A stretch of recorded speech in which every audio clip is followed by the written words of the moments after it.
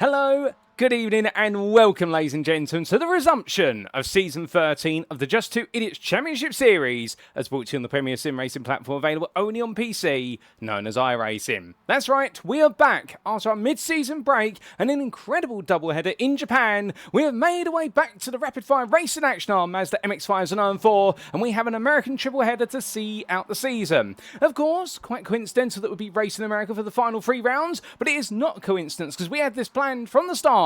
And this is to celebrate the 250th anniversary of the United States' Declaration of Independence, and we begin this American triple-header to see out the rest of the season on the streets of Chicago. A circuit conceived on the iRacing simulator platform in 2021 as part of the NASCAR Cup Esports Series. It was made reality in 2023 for the real-world NASCAR Cup Series, and since then has become a staple of racing in the real world when it comes to NASCAR and supporting series. But what exactly makes this circuit special? Well, at its core is a 12-corner 2.14-mile course, where the width for the road is determined by the streets in which drivers race around. Some of the sections of the street wide enough to fit 4, 5, even 6 cars. Other parts, meanwhile, only wide enough for 1 car at best, and therefore it means that this is a circuit that, whilst rather simple in nature and looking quite figure of 8-ish, its simplicity gives way to a complex amount of risk versus reward analysis. For our drivers, they need to be smart, knowing exactly when to go on the attack versus when to go on the defense and when to sit in the pack. And those who get it absolutely right may come away smelling the roses in victory. Meanwhile, those who get it wrong, they may find themselves heading to the pit lane with a Mazda. They'll definitely be damaged, and they may find themselves bruised, but hopefully not broken. But who exactly is going to break the mold today and take home the victories here on the streets of Chicago? Well, that's what we're here to find out as we bring you all the racing action from round number 4 as if it were live in the Who Chose This Track Grand Prix.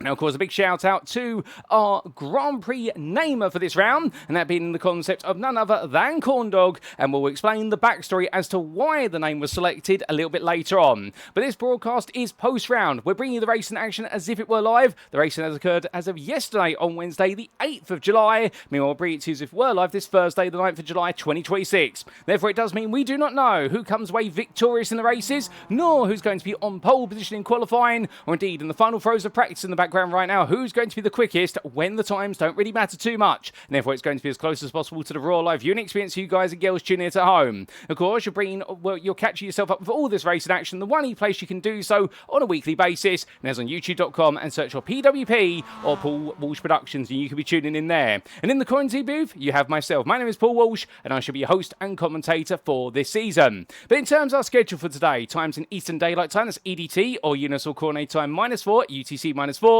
as we can see in approximately around about 7 minutes time, we're making our way into our qualifying session. 20 minutes in duration, due to get underway at 10:10 this evening, after which we make our way to the grid for the first of our 2 races. Up first, we have the 20-minute sprint, due to get underway at 25 to 11, and after that, we take a brief breather before returning for double the distance in the 40-minute feature with the inverted grid as well at 11 o'clock this evening. And we can expect the racing to be absolutely on edge route, and it's going to be an exciting round and a brilliant way to come back to all the racing action and see who exactly has had their senses dulled a little bit by a week's break. But without further ado, ladies and gentlemen, for those of you uninitiated or those who have forgotten the story after the opening 3 rounds, well, don't worry, let's bring you up to speed with the story and exactly what you can expect from today's round of racing.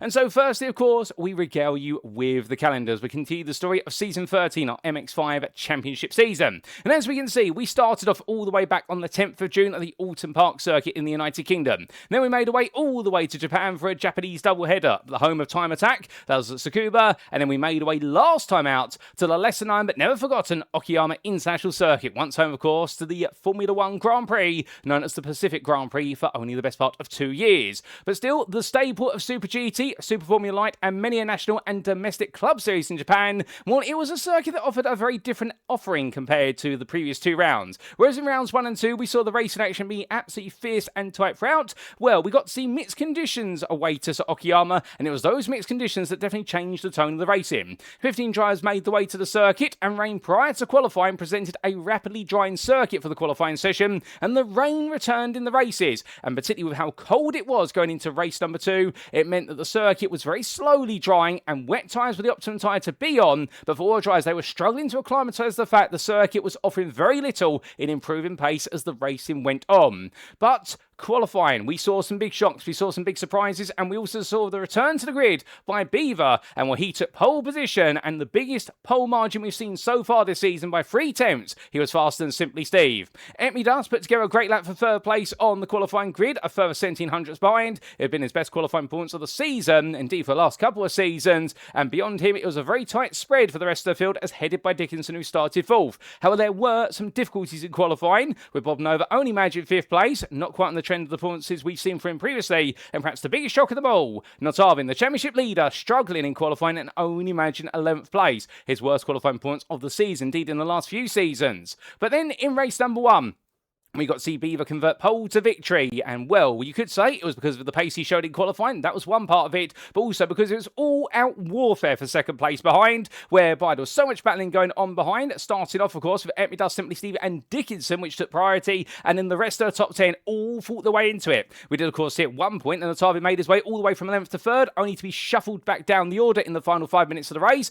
to finish in 6th place. We also got to see what was niCKaLaToR get involved, and it was niCKaLaToR in the end who would take 3rd place, just behind MX-5, and we also got to see there Simply Steve just gradually being pushed down the order. Also, we got to see some drama for Urko out there. Had a huge spin on lap number 8, dropping in from 9th place all the way to last. Indeed, you couldn't make up the stories from race number 1, but the top 3 in the end was Beaver, MX-5, and niCKaLaToR. But then in race number 2 at Okayama, what did we see there? Well, we saw a much cooler circuit compared to race number 1, with a lot of cloud coming over the circuit midway between the 2 races. Well, that served to slow down the rate of drying, and what it meant was the circuit was getting drier, but at such a slow rate that a lot of drivers were pushing harder and harder and suddenly discovering their growing confidence did not match the grip levels of the circuit. So there were slips, there were slides, and also at the start there was a very poor start from our front row, whereby Dickinson, who finished 8th in race number 1, started on pole, and it was thought that he would try to run away with the win, and indeed leave Geng, who started in 2nd place, to fight with the rest of the field. But it was not the case, with the front row pair having slow starts off the line, and suddenly it meant it was 4 wide into the opening corner. Now we did see Knotavin, who started in 3rd place, attack immediately and take the lead by the end of lap number 4, and then he was given the opportunity to break away, albeit Beaver said to him, "Well, hold up a second, you haven't thought about me." And Beaver went on the attack, managed to take the lead for a brief moment on lap number 11, and at the end of that lap, Beaver came into the pit lane. It wasn't for a penalty, but he definitely self-inflicted a penalty on himself by going to a set of slick tyres, which was way too soon. The circuit was never optimal for slicks at any point during the race, and therefore Beaver, as he came out the pit lane, went for a couple of spins, and in the end fell all the way to the back of the order, and it was Knotavin's race to win. Then who exactly finished in 2nd and 3rd, I hear you ask? Well, that was niCKaLaToR and Bob Nova, and we got to see some brilliant battling between the pair, and also we got to see was a great late scrap for 6th place in the late stages by Simply Steve and Corndog, and Simply Steve would take it, but that podium in the end, it was Knotavin making it his 3rd feature race win of the season, ahead of niCKaLaToR making it a double podium, and Bob Nova finally finding his way back onto the podium after his qualifying struggles and the elbows up race of race number 1, but he finally made his way there into 3rd place. Although he did look a bit gutted, however, because he was in 2nd until lap 16, where he did make an innocent mistake, and then he slipped behind niCKaLaToR, and 3rd place would be the best he could achieve. So it was absolutely crazy at Okayama, but a very different tone given the weather conditions. And now here we make our way to the sunny streets of Chicago in the US state of Illinois, and it's time for round number 4. But after this round, we do have an American triple header, of course, and we will be making our way to the US state of Virginia next time out for the VIR circuit of Virginia International Raceway, and then we make our way to Florida, and it will be in the southeast of the United States of America. We wrap it up the season with our crown jewel event, and that'll be the Daytona International Speedway, the road course, indeed the home of the 24 hours of Daytona on an annual basis for GT racing machines. We won't quite be 24 hours of racing for our Mazda MX-5 Cup cars, but you can expect it's going to be absolutely intense in the draft there. But let's not get too far ahead of ourselves, because as we come into this round number 4, well, let's take a look at our host circuit. It's the Chicago Street Course, the 2023 Cup layout. Located within the city limits of Chicago in Cook County of the state of Illinois. A huge thank you to iRacing.com, not just for their brilliant simulator, not just the fantastic track map you see on screen, but also modelling the circuit and enable it to be brought to life for the simulator and also in real life. And sometimes that's how circuits are realised. They're realised on a simulator, and then one day it's decided, let's make it reality. But as we can see, a figure of 8 shape there, albeit there's never a crossover at the circuit, but it will feel as though they get very close to each other at turns 1 and 6 as they make their way down the start for the straight in towards turn 1. Here we into the sharp 90-degree left-hander, which will see our drivers battle hard on the brakes, while they then make the way into another 90-degree corner, a right-hander at turn number 2. They'll be for the sweeping bend to turn number 3, flat out through there, but turns 4 and 5, you've got to be smart on the brakes. They'll be bumping the road as you descend downhill into the sharp 90-degree right-hander at turn number 5, and through there going too wide will definitely be treacherous. However, emerge out of that corner, you've got a short run up towards the left-hander at turn number 6, more 90-degree corners await, but it's over the ridge and down into the braking zone of turn number 7, where the road is plenty wide for 4 wide through there, and we can expect some daring overtakes, no doubt about it, into turn number 7. Then it's through the sweeping complex, where it's normally only 2 wide at most, through turns 8, 9 and 10, but they'll need to settle down the battling very quickly as they make their way in towards turn number 11, because then we do have a very sharp right-hander that then goes over a rise, over another bridge, and downhill into the braking zone for turn number 12. A 90-degree right-hander to complete the lap, a great last lap overtaking opportunity there, but they make the way to the finish line, all 30 on to the next lap. It's a bit early on in the race. So plenty of 90-degree corners here. It is a classic street circuit at heart, and we expect the racing to be between the walls and hopefully not into the walls. But in terms of race rules, a quick reminder of those. Now, car setup-wise, it's an open setup championship, which uses the global Mazda MX-5 Cup car, the free-to-enjoy car that's available as part of the default package on iRacing. Now, qualifying will see the session be open, which means that drivers all will see each other out on the circuit, and indeed they can interact with each other. They can try to use the slipstream off each other, but they could also be at risk of impeding each other, and they've always got to be wary of that. And drivers will have an out lap, plus 6 flying laps available. But if they do come back into the pit lane, they do not get extra out laps. They will eat into their available flying laps. Now, as for our races, this being a Grand Prix format round, the races shall commence via double foul rolling start, as is the tradition of MX-5 Cup racing here at the Just2Idiots Championship Series. The feature race grid shall be set based on the results of the sprint, but we invert the top 8 finishing positions. So what that means in layman's terms is the winner of the sprint starts in 8th place of the feature, and we can see that inversion to the 8th place finish of the sprint. They start on pole for the purposes of the feature race, and those who finish 9th and downwards in the sprint race, you guessed it right, that's exactly where they'll start in the feature. Now, there are no mandatory pit stop requirements, and we are not expecting anybody to come into fuel for these races. They've got the fuel tanks to take them to the end. Each driver has 2 fast repairs available should they need to use them. Alternatively, we may see a driver come into the pit lane for a drive-through penalty if they get to 16 or more instant points, and further penalties will be awarded at every subsequent 8 instant points there. And all race drilling shall be conducted post-round. But as we make our way back to circuit side, let's also show you the championship standings coming into round number 3. And we start with the overall Drivers' Championship, and here we can see Knotavin lead tonight racing. However, given the qualifying blip that he did have at Okayama, he'll need to prove to everyone it was a blip, and it's not a sign of weakness that's emerging, given the fact that he was able to convert that 11th place start into a 6th place in race number 1, and bring home the win in race number 2, taking 3 feature race wins in a row this season. Indeed, right now, he's definitely the favourite, carrying on from his absolutely incredible season 12, but can anybody slow him down, given there are appearing to be some chinks in his armour?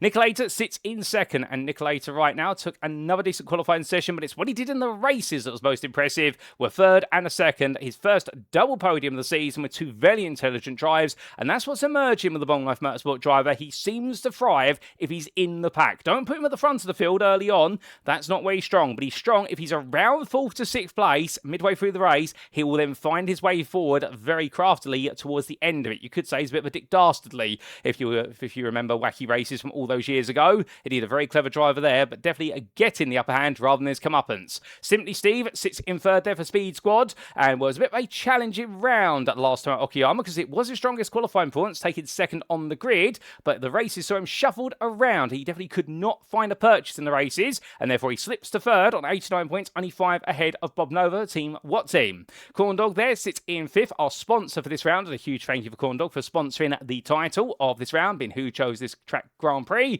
More on that very shortly. He's on 81 points, 4 ahead of Cat Daddy for playing race cars, who had a bit of an anonymous day at Okayama, seemed to struggle a little bit, and Geng for Ubiqular. We didn't really get to see the best from Geng last time out, and therefore he slips to 7th, just ahead of Biker Pilot.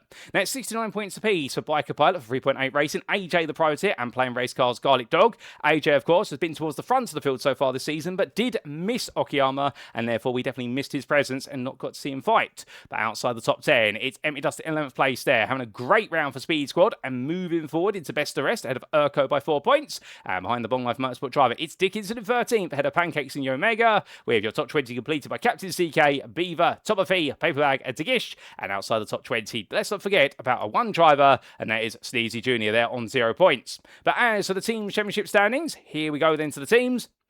And as we can see, it's Long Life Motorsport who lead the way. However, whilst it all went very well for niCKaLaToR, it didn't quite work out for Urko. Had a season worst score of the season. So therefore, Long Life Motorsport missed the opportunity to extend the lead. And if anything, it's actually been halved now, down to 15 points at a Speed Squad, who conversely had their biggest round of the season so far. And both drivers are looking increasingly stronger in terms of their net race pace. So they've moved from 5th to 2nd and only 2 points behind playing race cars. Had a bit of a rough round for both Garlic Dog and Cat Daddy. And in the end, they only really started to find the pace in the second race and saw them pick up some key points, including what was a 9th place finish for Garlic Dog in race number 2. So right now, they feel as though they need to get that form back together, because otherwise they may be at risk of slipping backwards. And if they do, the solo effort from niCKaLaToR and Knotavin sits in 4th with 134 points. The best part there, 19 ahead of 3.8 Racing, who are keeping them honest. And we do see a further 20 points behind Ubiqular, 2 ahead of Bad Math Sim Sports. And then Team What Team bring up the rear in 8th place on 84 points. So that is the story coming into this round. And with our story recaps,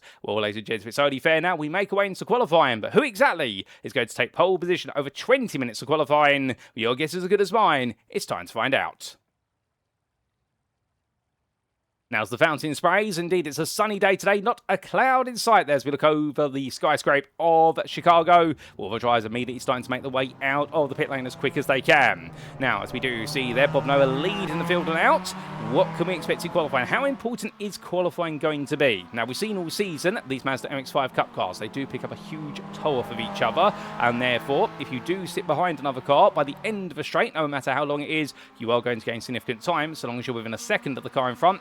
That toe goes all the way out to 2 seconds. You will gain a very gradual amount of overspeed by being 1 to 2 seconds behind, but it's within 1 second that's where you really get the huge amount of slipstream suction, and suddenly you can find yourself gaining 4 to 5 miles an hour on the longest of straights.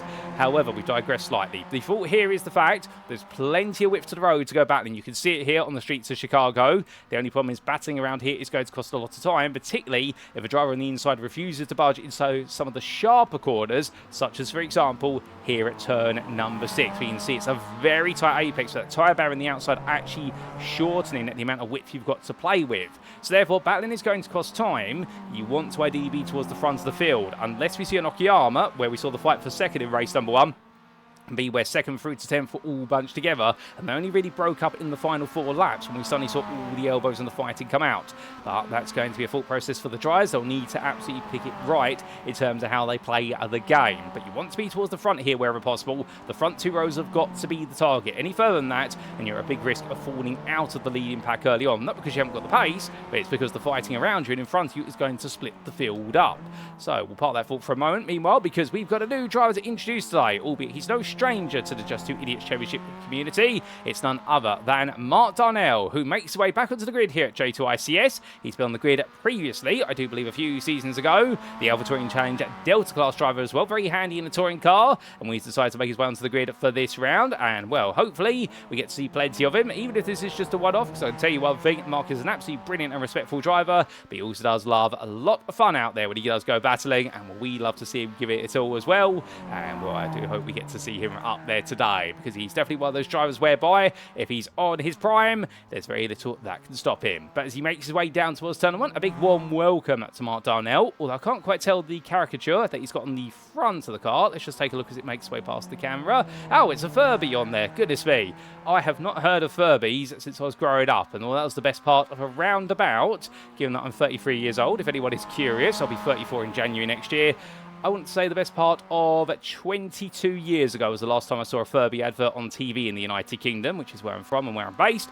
And, well, goodness me, the fact we still see Furbies out there, indeed at one point, of course, the toy to have for youngsters growing up. Indeed, both boys and girls, but typically girls they were associated with, if my memory serves me correctly. But indeed, right now, well, Mark Darnell here giving it his all. He has no nickname to his name. That is actually his actual name as well, unless he decides to race under somebody else's name there, who is called Mark Darnell. But I do believe this is the Mark Darnell. Indeed, it's a situation whereby here at the J2ICS Championship Series, you don't have to race under your actual name.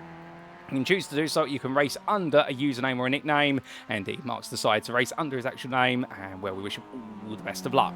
But let's come on to the story of why this Grand Prix has been known as the Who Chose This Track Grand Prix by Corndog, who's not here today. Of course, all the rounds being sponsored before the season got underway as part of the funding drive for the championship season. We always do it at Just 2 Idiots Championship Series to make sure we can run the lobbies and get everything set up accordingly. And of course, a lot of drivers do want to give back to the fact all the time and effort that goes in from our admin team and our stewards. Well, the story is as follows. Now, at the Just 2 Idiots Championship Series, the way we select the calendar is the majority of the circuits are selected by the administration team. However, the championship winner in a given season, so season 12's championship winner, Knotavin, has the right to select a circuit that is on the calendar for the next season. He chose the Chicago Street Course.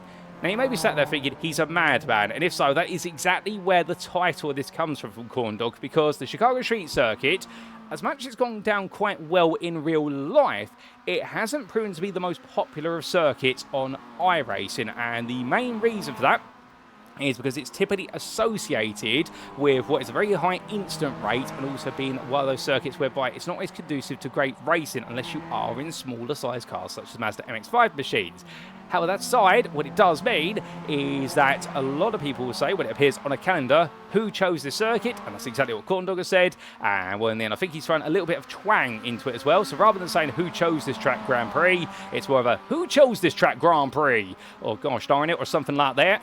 Goodness me, well, that was probably an absolutely terrible impersonation, to be fair. I don't know if that's how Corndog sounds, by the way, and if that is how he sounds, and I've done a terrible impression, Corndog, I apologise well in advance when you do watch this broadcast. But indeed, I'm going to remove that twang from my voice as best as possible, because otherwise, gosh, in Torrey Nation, I am going to lose it today. And, well, the demon's coming out there slightly, but a big thank you to Corndog for sponsoring this round. And we've got some brilliant names coming up as well for our final 2 rounds. And I do love the sponsorship drives that we do see from our drivers.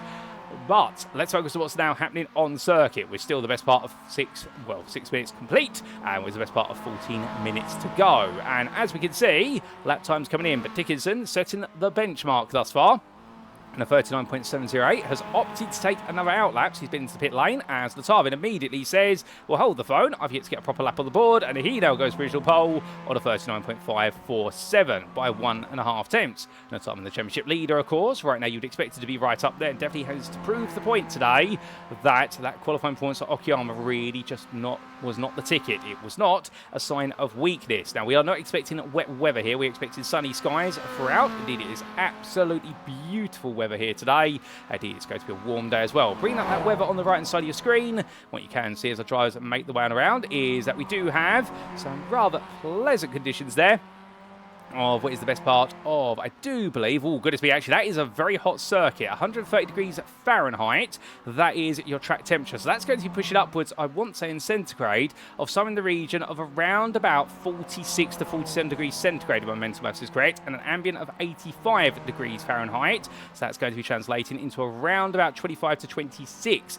in terms of ambient temperature degrees centigrade. For those of you who use a different scale, this is going to be a piping hot circuit. This is not going to make life easy for our drivers as they make their way onwards, and right now definitely this is going to prove to be a tough round. I suspect qualifying itself isn't going to be too hard, although we may expect some drivers to come into pit lane in order to put on a fresh pair of tyres rather than tow, and that way they don't necessarily lose as many laps or as much time. But what you will definitely see in the races is a lot of tyre management is going to be needed in that 40-minute race, where the tyres are definitely going to be starting to burn and blister. The rear tyres, of course, doing more work on the front engine rear wheel drive.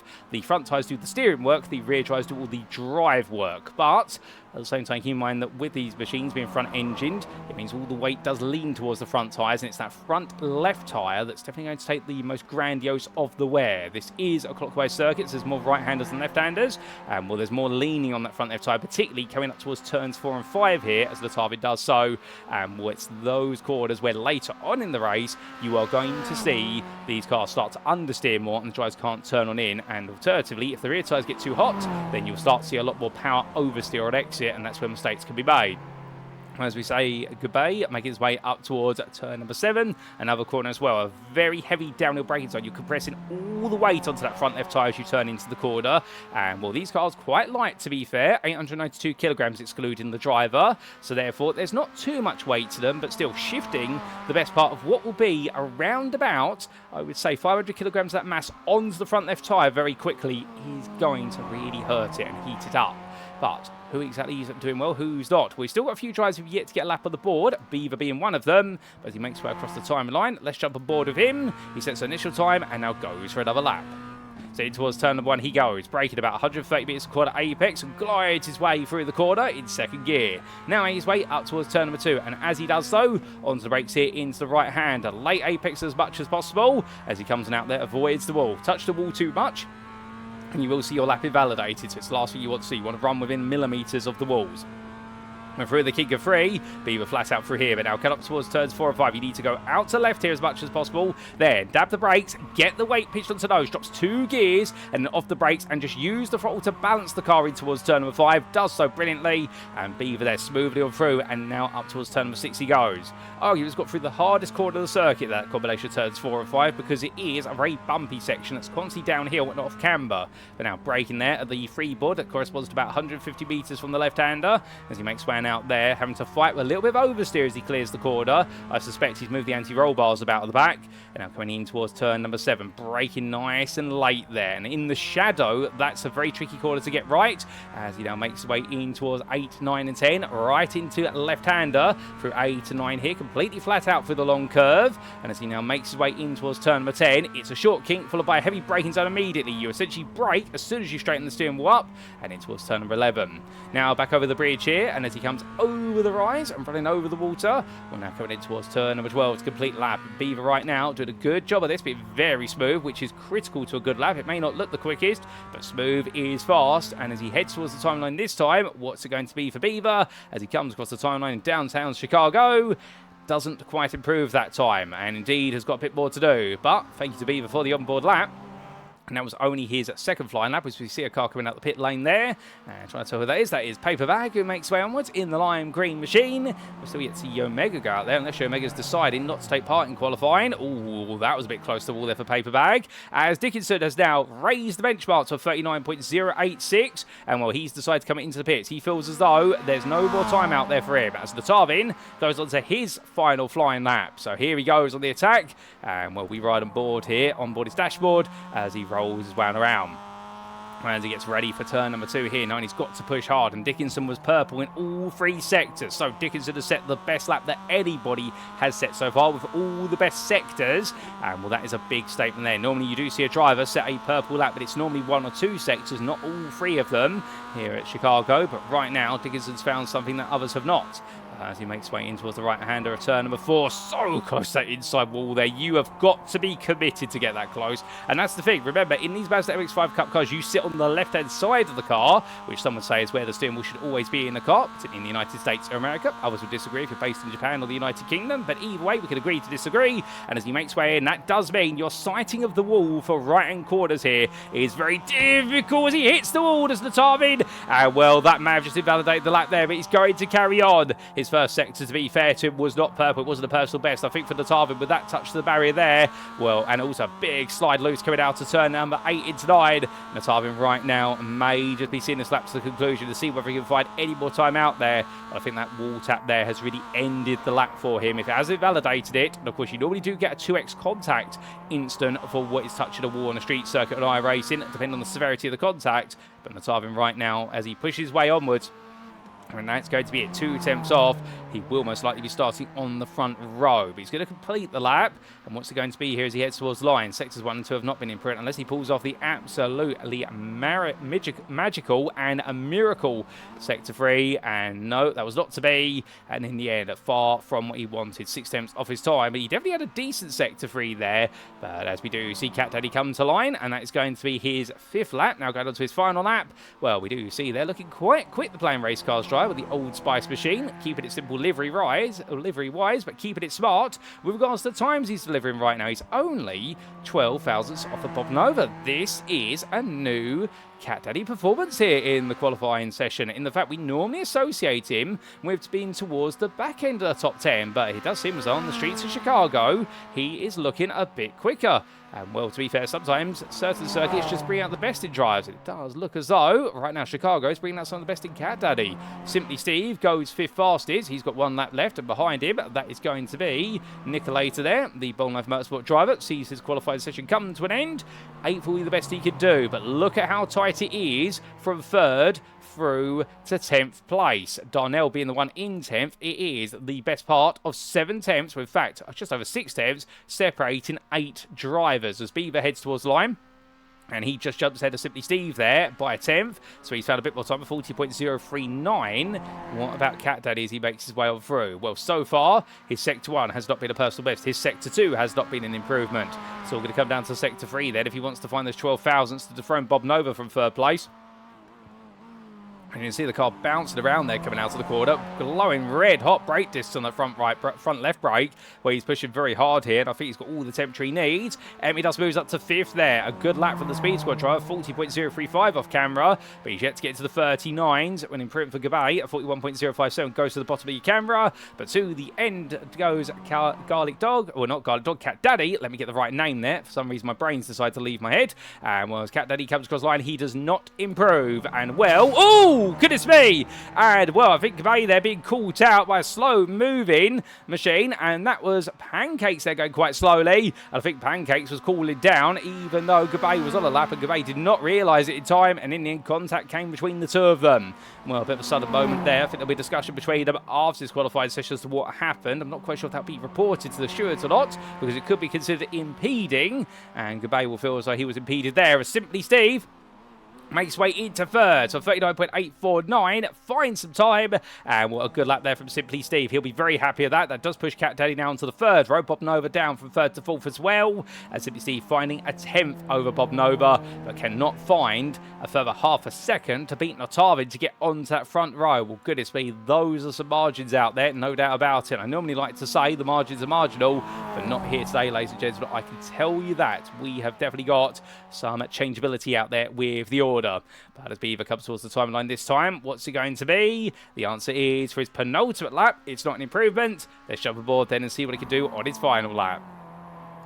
He's made his way through turn 1, and as he does go through that left in towards the right hander that's coming up, well, this time there's no room for hesitation anymore. This is going to be full commitment every step of the way.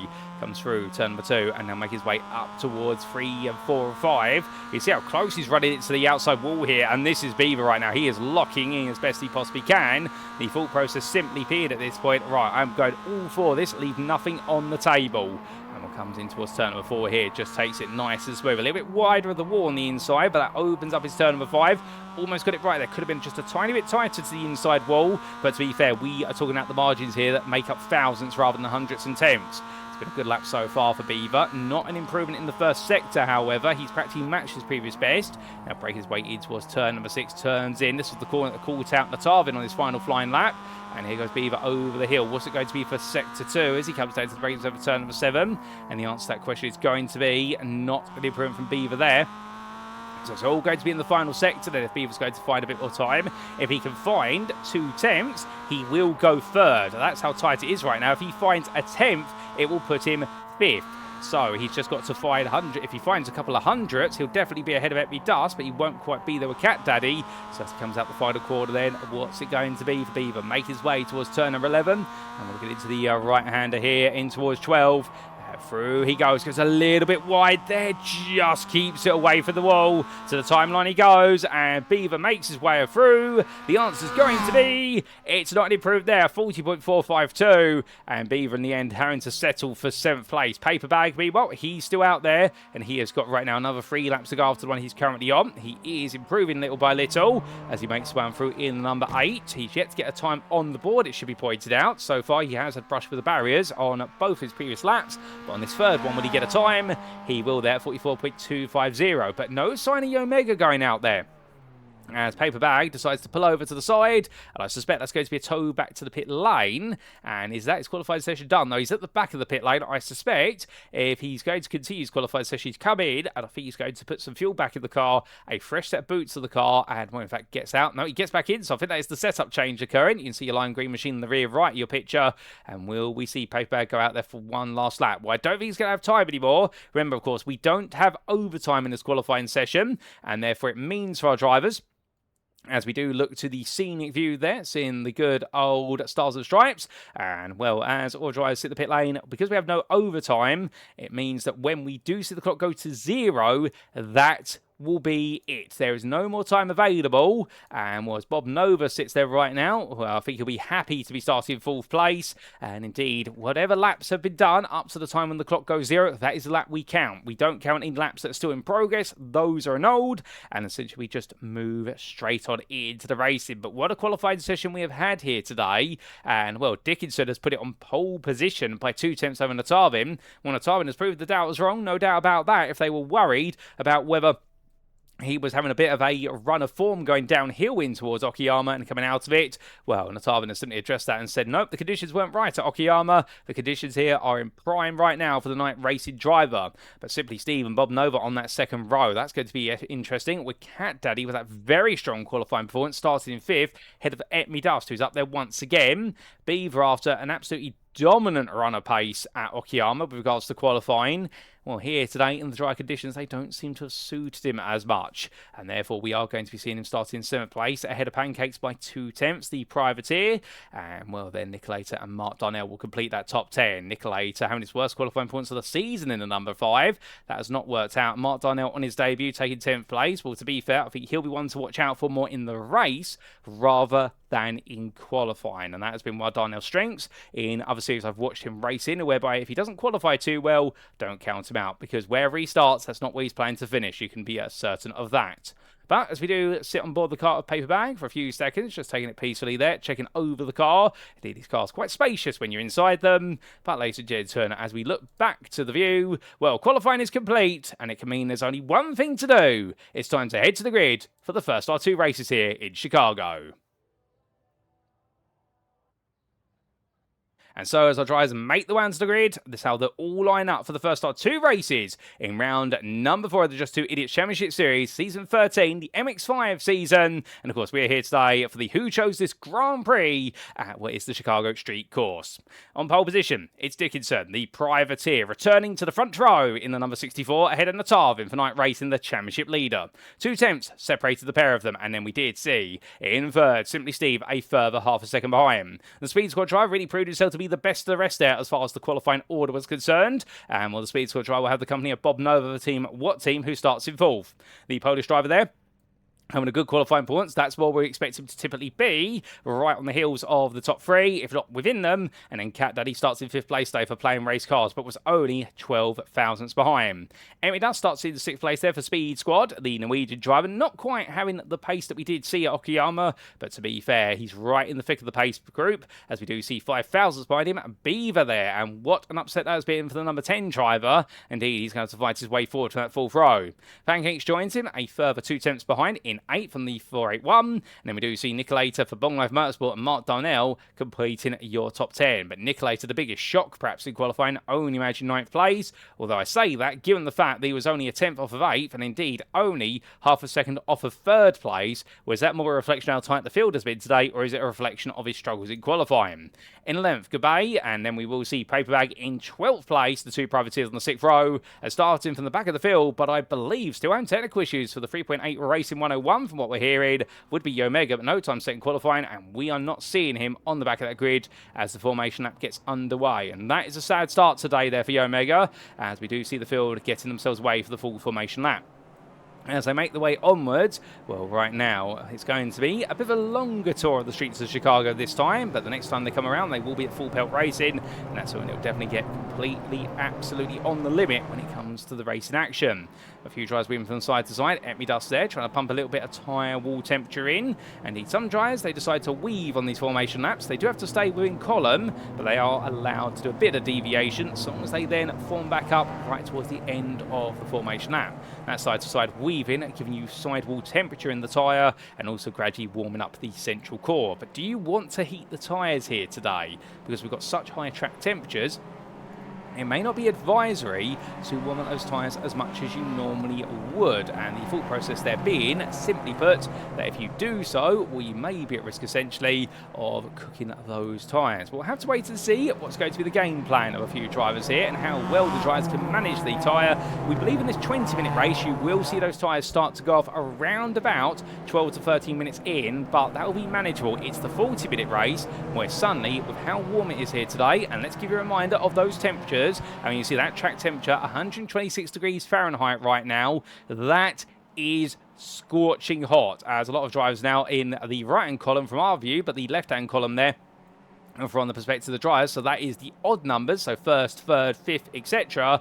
All now really starting to go for that tyre temperature. But also keep in mind, they are on the dirty side of the circuit right now. That's where all the dust, always the bits of rubbish on off the tyres will gather, and therefore they do not want, essentially, to have all that sit on the tyre. So that's why they're weaving there. They're trying to get all that muck off the tyre as much as quickly as possible, so that way they've got a clean compound as they do go green flag. And that's the thing with a formation lap on a street circuit, indeed at any circuit, you're going to end up going off the racing line throughout it at some point, depending on your column and exactly your file, and therefore means it is you're very likely to pick up some pieces. But as we ride aboard with the man who starts on the back, Paper Bag, well, number 8 driver here may not have had the pace in qualifying, but what could he do in the race? And number 8, we look forward to seeing him push on, as his formation lap now almost complete, and when it's anybody's race, to be fair, just because you started back here at Chicago doesn't mean you can't make your dreams true on the streets of Illinois and make your way to the very front. But that's all going to be the part of the story. The Chicago Street Course, one of many a street circuit in the US of A, amongst others, entering the Hall of Fame, such as the Detroit Grand Prix at Belle Isle,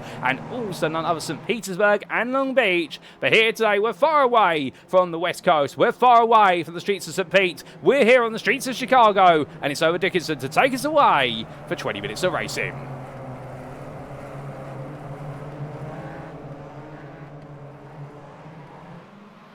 And it's lights and away we go for the first of 2 races today as they roar the way down towards turn 1. A good start there for Dickinson, catching the field out as he bolts his way into the opening corner. Now as he does so, you can see Simply Steve attacking Knotavin as they roll through. But as these drivers attack into the opening corner here, this is all about positioning early on. Nobody really going to be making a clinical move at this point, and they don't want to break up the field too early, as we do see Mark Darnell slipping back a little bit there, falling into the clutch of the Paper Bag. Paper Bag trying to go around the outside of the Furby machine, but then goes a bit deep and has to back the car off. So good attempt there from Paper Bag, but Darnell having a bit of a slow start. But look at this already. Fight for third. Oh! Goodness me, that's me dust clipped. And that's going to be multiple cars coming together there. That is a huge chunk coming into the kink of 3. And that's going to completely split the field in half. In fact, you're going to have a lead in third of the field breakaway. And it's the rest of the field having to pick up the pieces. Now, who exactly was caught up in that? We've had me dust, Simply Steve, Mark Darnell, Cat Daddy, Paper Bag, Pancakes. They've all been caught in it. Although, to be fair, Pancakes right now has got clear of most of the drama. Paper Bag with him and Beaver's just in front. But I think we're going to be seeing the likes of Cat Daddy there. Well, I can't quite see him in the rear of the picture. I think we've got the 2 Sakura Blossom cars struggling along. And, well, it's definitely been a nightmare start. But what this does do, of course, it reduces the number of belligerents for the win in this race and to be on the podium. As Dickinson makes way through. No safety cars here, ladies and gentlemen. And as Dickinson makes way around, Knotavin stays with him right now. The 2-second gap ready to bob him over. Goodness me, has that gap opened up. And as they get ready now to complete this open lap, well, 20 minutes of racing, and with lap time being the best part of 1 3/4 of a minute, you are expecting around about 13 to 14 laps if my mental maths is correct.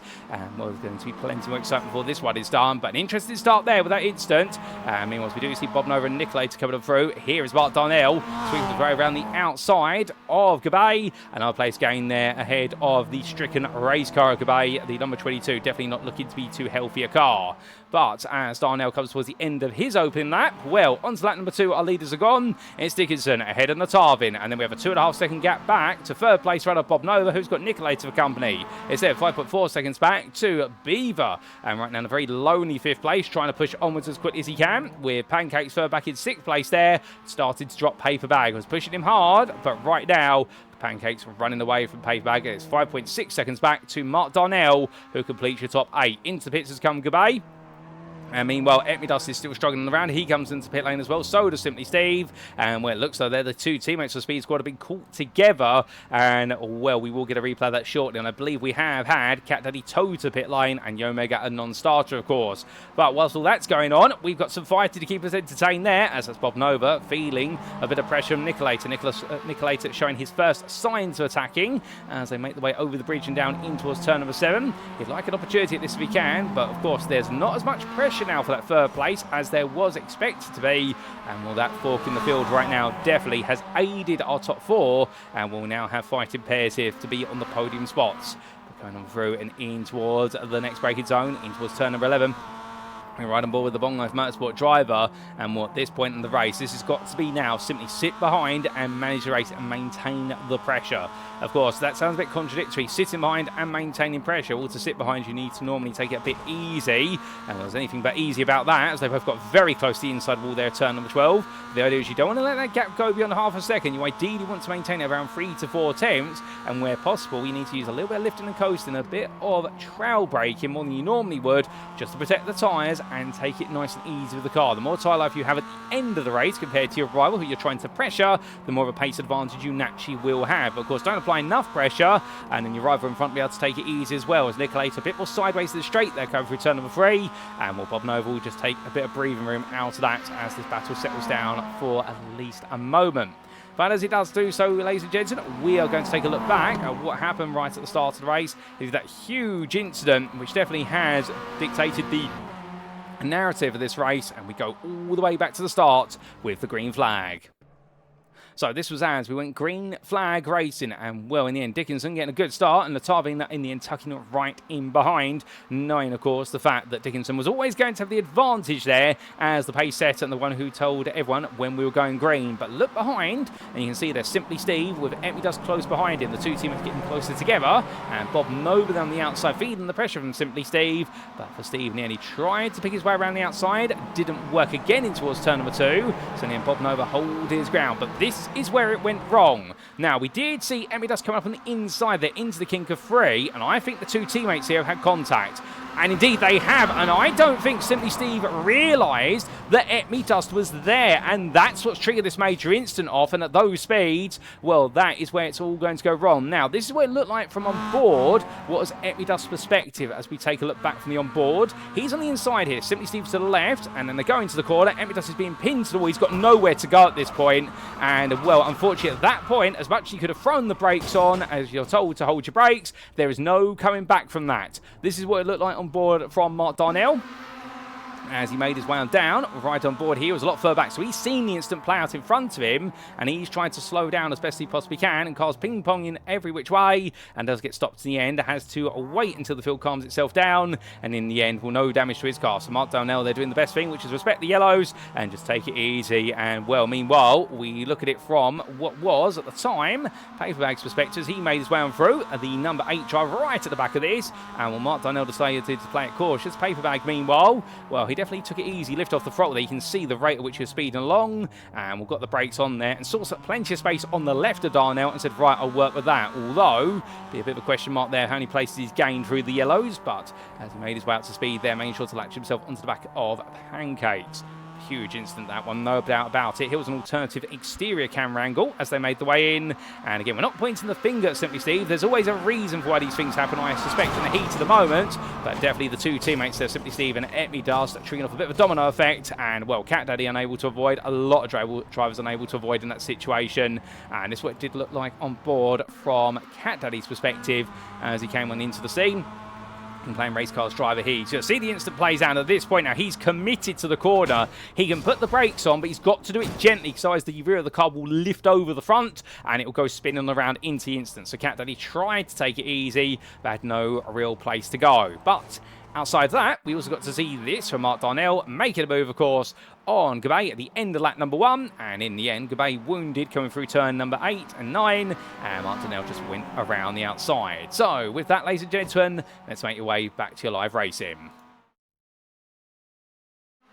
As we do come back, there's still plenty more racing to come, and indeed we've given a bit of analysis there of what happened right at the start. But we come back to the thick of the fighting with 13 minutes to go, because here's niCKaLaToR looking down the outside of Bob Nova. He's having another go at this, and well, meanwhile, Knotavin and Dickinson have swapped places whilst we were taking a look back at all of the lap 1 incident. So we do apologise for that. We have missed that overtake from Knotavin on Dickinson. We can't get a replay of it. What we can do is confirm it has happened. But let's stay here right now with Bob Nova versus niCKaLaToR. niCKaLaToR on the inside. He's going to go for it this time. And, well, Bob Nova has no response in the Daewoo machine other than to tuck back in. I suspect right now Bob Nova would be biding his time. But look who's approaching quickly from behind. He's been lapping them down at around about 7 to 9 tenths a lap.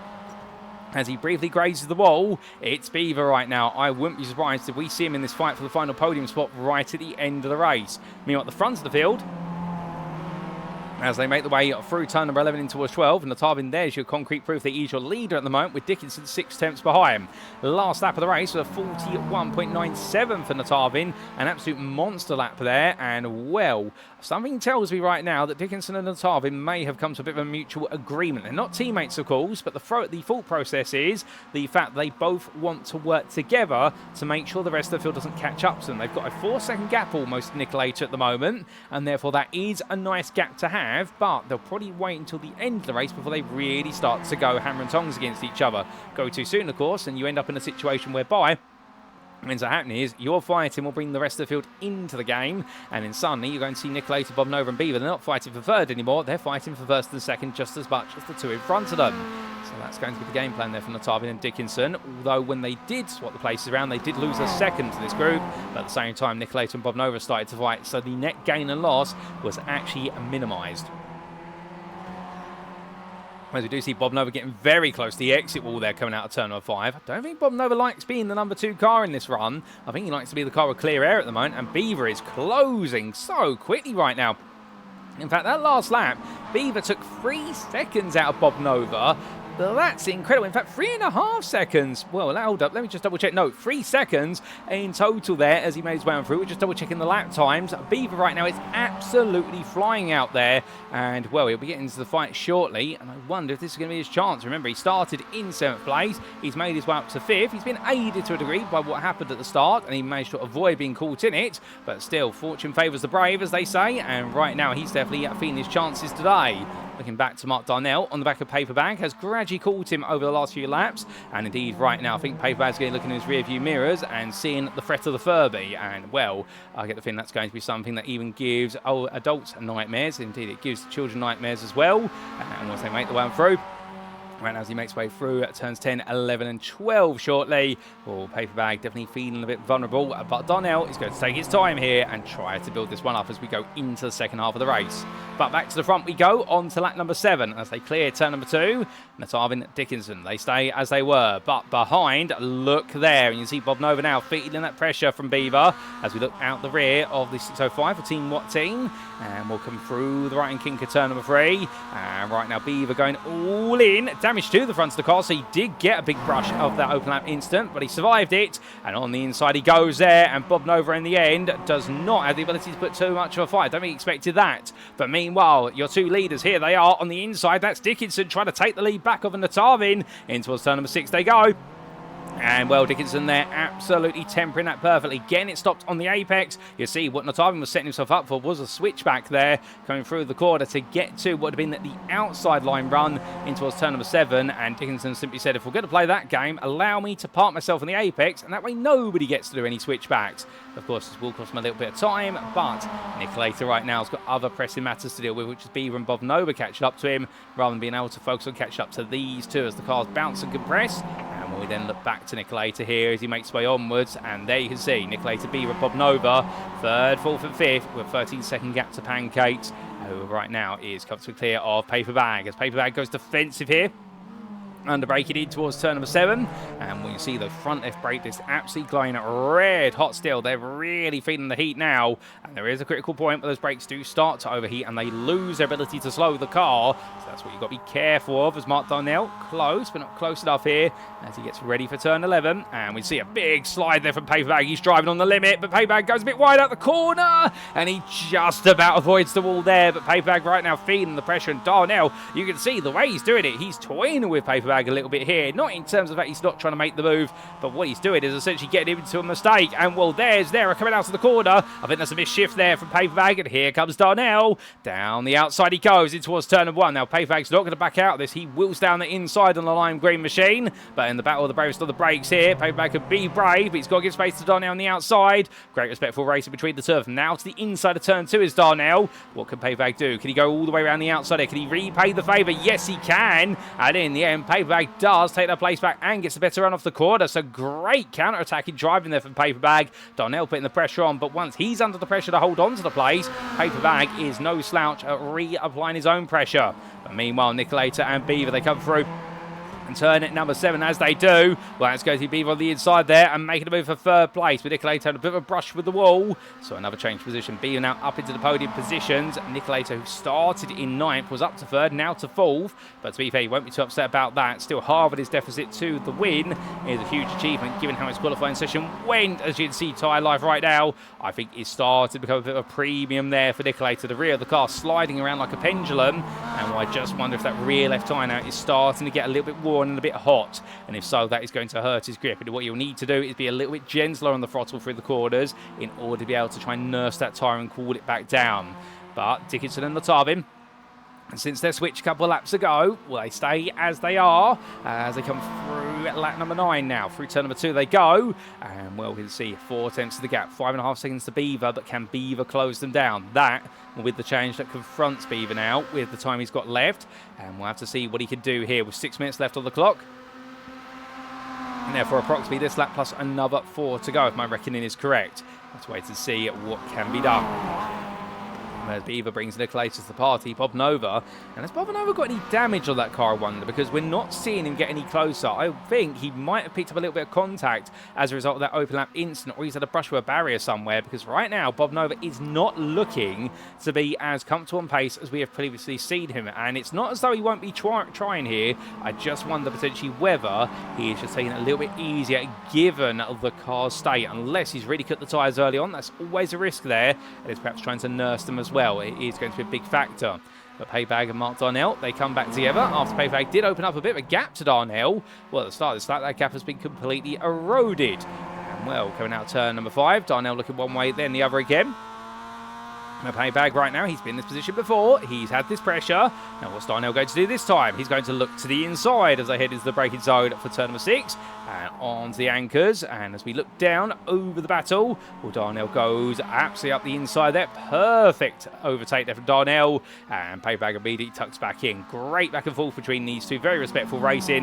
They are having an absolute well of the time. We love to see it. But what we also love to see is Beaver and niCKaLaToR. Two good friends off the circuit. Two huge rivals on the circuit, or as it's almost referred to, the battle of the Nicks. niCKaLaToR versus Nick Beaver. You'll see that on the front of Beaver's car there. He won't mind us saying that his first name is Nick, at least as he attributes to the car. And as he makes his way out to turn number 2, right now, here they go once again. Behind them, Bob Nova, but Bob Nova looking at a distance right now and only dreaming of what could be rather than being able to make it a reality. But getting ready for turn number 4 here. niCKaLaToR can't get close enough. Dickinson, meanwhile, Knotavin with him. We look back for the rear of your leader, and here comes Knotavin. Look into the inside. I think he was wondering whether to bump him along, but given the gap they've got here on lap number 10, I think it's going to be warfare now rather than peace as they head in towards the left-hander. Knotavin on the inside this time. And well, Dickinson immediately goes to the switchback. Knotavin nailing that to take the outside line to the inside now of what is turn number 7. And Knotavin, I think now, just picking up the pace a little bit and saying to Dickinson, right, let's go. We've got 5 minutes left as of this lap. Let's see what you've got. And we're going to build up the tempo here. And right now, this is going to come down to who makes the first mistake out of the term. If either one does, if not, then Knotavin right now just needs to hold on. And Dickinson, he was going to need to try and find a way past. Not easy on a street circuit, but here with all the width we've got and the nature of the corners, overtaking is highly possible. We're coming round to turn number 12 then, and as they make the way into that right-hander, 2 more laps to go based on the time remaining. So lap 11 will be the penultimate lap. Dickinson right to the draft to the privateer, but getting closer and closer for SimCity Racing, but not close enough as he looks to try and make that move happen. And I think right now, patience is definitely going to be a bit of a virtue as he rolls his way through that left hand of the privateer. And, well, perhaps not on this lap. Perhaps it'll be the final lap where he decides to go all in for it. Of course, right now, he can keep Knotavin guessing. He can try to condition him to the thought that no move is going to come. And, as they head in towards turns 4 and 5. If I'm using a term that you may more commonly associate with what is the fighting game community, of course, at the moment, or very recently, we have had EVO 2026 in Las Vegas. Well, conditioning can also be applied to motorsport and sim racing. The idea is you make your rival think you're going to do something. Sometimes you'll always be quicker at a certain corner, or you always go for a move on the inside, so your rival will think that's going to come at some point, and then you do something different. You catch them out because you condition them to think a certain way, and it is a big part of motorsport. When two cars are so close, in such a close discipline as MX-5 racing, that is where you will get some of the finest races as well, because it really does become a game of high-speed mind games as much as it does the physicality of the cars out of the circuit. But right now, as much as Dickinson wants to get physical with Knotavin, he needs to get a little bit closer than this. 3 attempts is not enough. He needs to move in 2 into a braking zone if he wants to try and make a move work. Behind, Beaver and niCKaLaToR. niCKaLaTOR still being brought along for the ride behind Beaver at the moment. They have dropped Bob Nova, and in fact, Bob Nova has slipped a long way back. I think he's had a bit of a moment. And indeed, his middle sector was a second slower compared to Beaver and niCKaLaToR. So I think he might have had a bit of a brush with a wall, perhaps coming out turn number 5 or through 6. But either way, he seems set for 5th place. But onto the final lap we go then. And it will be Knotavin make his way on down. White flag waves in the top right corner of your screen. Just about you can see a Barney flag. And as they make the way on through, well, right now, Knotavin is leading, but can he bring this home? He's had wins in all of the feature races so far this season, and he took a win in the sprint in round number 1 all the way back at Alton Park. But can he take his second sprint race win of the season, or will we see Dickinson find his way onto the top step of the podium for the first time? And with it, what would be his first podium the season as well. I think he's guaranteed that podium either way, that first podium, but right now can Dickinson go the distance? Well, it seems like that gap is getting bigger. 6 tenths now as they barrel their way through 4 into 5, and will Beaver be well behind here, still looking for a little bit more. Of course, the only podium he's had was that win in the sprint of Okayama in his debut round, so right now trying to make it his second podium of the season, but niCKaLaToR there brushes the wall on the exit, pushing a bit too hard. That's going to hurt him. That'll cost him a bit of speed, but perhaps not any suspension damage. We'll have to see what's to come, and there we see Bob Nova in the back right now, just not close enough to be a player in this,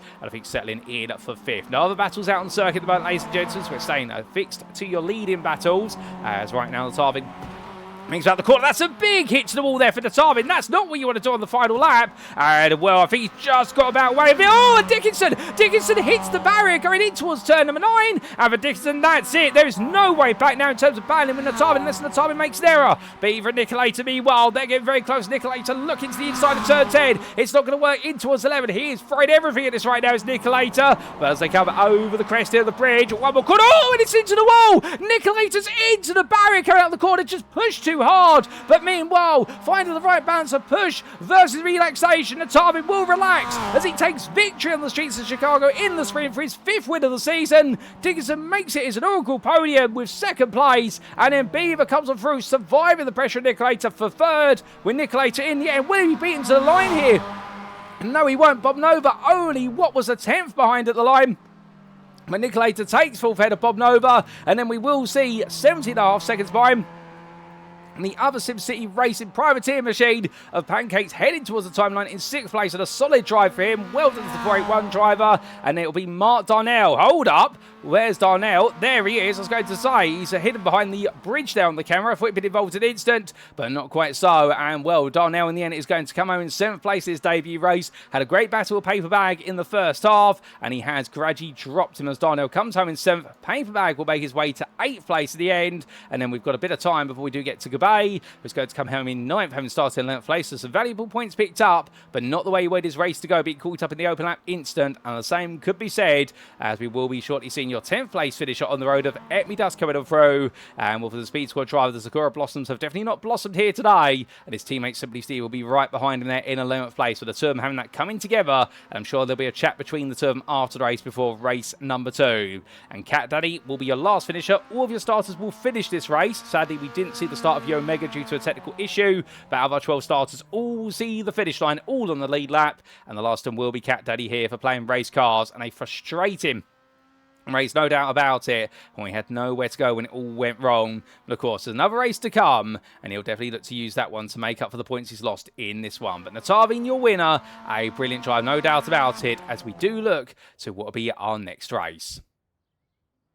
But ladies and gentlemen, as we do now get ready for race number 2, well, we just got the question of the 5-minute warm-up period, and what that does give us an opportunity to do, of course, is it gives us an opportunity to take a brief breather and give you a quick recap of the results from race number 1. And on screen, here they come. And as we can see, your winner from race number 1, his 5th win of the season, his 2nd sprint race win, niCKaLaToR's Knotavin there by 2 seconds over Dickinson, but the gap was much tighter until Knotavin had a brief brush with the wall coming out of turn number 7 into 8. And meanwhile, Dickinson in the end planted the rear left side of the car into the barrier, going through 8 into 9, and that was the difference between the two of them in the end, both pushing too hard, but in the end, Dickinson pushing the worst of them. Beaver taking 3rd place there, having to recover his way through the field, and did a brilliant job getting into 3rd place. And we're just able to pass niCKaLaToR, and niCKaLaToR having that impact with the wall coming out of turn 11 of the final lap, seeing him almost relegated to 5th, but then he was able to stay comfy in 4th for Bong Life Motorsport by what was a 10th, if that, over Bob Nova for Team What Team. Bob Nova not on the pace in the race. We believe there might have been some damage to the car, and that may have just held him back, and if so, a bit of a difficult one, no doubt about that. But the flip side of the coin, also really true, is that he survived the race and did a brilliant job of doing so, and well, did see himself through to the finish. Pancakes taking 6th there, the priority ahead of Mark Darnell, who on his debut enjoyed that brilliant scrap with Paperbag to take 7th, and Paperbag for the 8th place. He will be starting on pole position for race number 2, and he'll be very happy with that, and Darnell would join in there 2nd on that grid. Gabay missing out on the top 8 inverted grid for the feature race, and then will be starting 9th as where he finished, and 12 seconds behind him was Etmy Dust there for Speed Squad ahead of teammate Simply Steve. Cat Daddy, last year finishes there for playing race cars in 12th, all in the lead lap, and then we did see the non-start for Omega for 3.8 Racing, and I think that is going to be the way it goes for him all the way through today, sadly. But goodness me, what a race, ladies and gentlemen. And well, what we got to see beyond the huge incident at turn number 3 on the open lap, which definitely split the field up, is that around here, the battle's not over until the checkered flag. And we also got to note the fact that in the end, plenty of places to go for overtakes on the streets of Chicago, but also a brush with the barrier can be almost race-ending, even if it is a very light touch, as we saw for so many drivers at the front of the field right towards the end of the race. But that's the limits for you. That's where they're pushing so hard, and in the end, mistakes came about. But make no mistake, I suspect we're going to see even more of that in our 40-minute feature that's coming up. Once we do have a warm-up break, this is a perfect opportunity. If you're sat there right now thinking, you know what would go really well with this? A nice bit of liquid refreshment. Alternatively, if you're feeling a little bit peckish and fancy having a snack, well, go grab those items now. If you need a bathroom break, go do it, because that's exactly what most of our drivers are doing right now. That's why you've only got the one car out on the circuit of Cat Daddy and one in the pit lane of Paperbag. But all of our drivers out of their cars at the moment and taking it nice and easy. And we're going to heed our own words, and well, we were doing it before it was considered to be cool at the FIFA World Cup for 2026, hosted by the USA, Canada and Mexico. We're going to take our own hydration break here in the commentary booth and take a big gulp of water.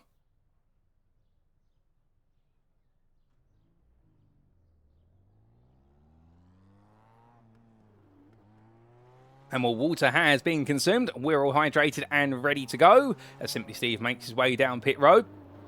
And well, I suspect there that he and Etmy Dust have forgiven each other for that. And it's an easy mistake to make, to be fair. If you're sat there thinking right now, well, how could two teammates take each other out of turn number 3?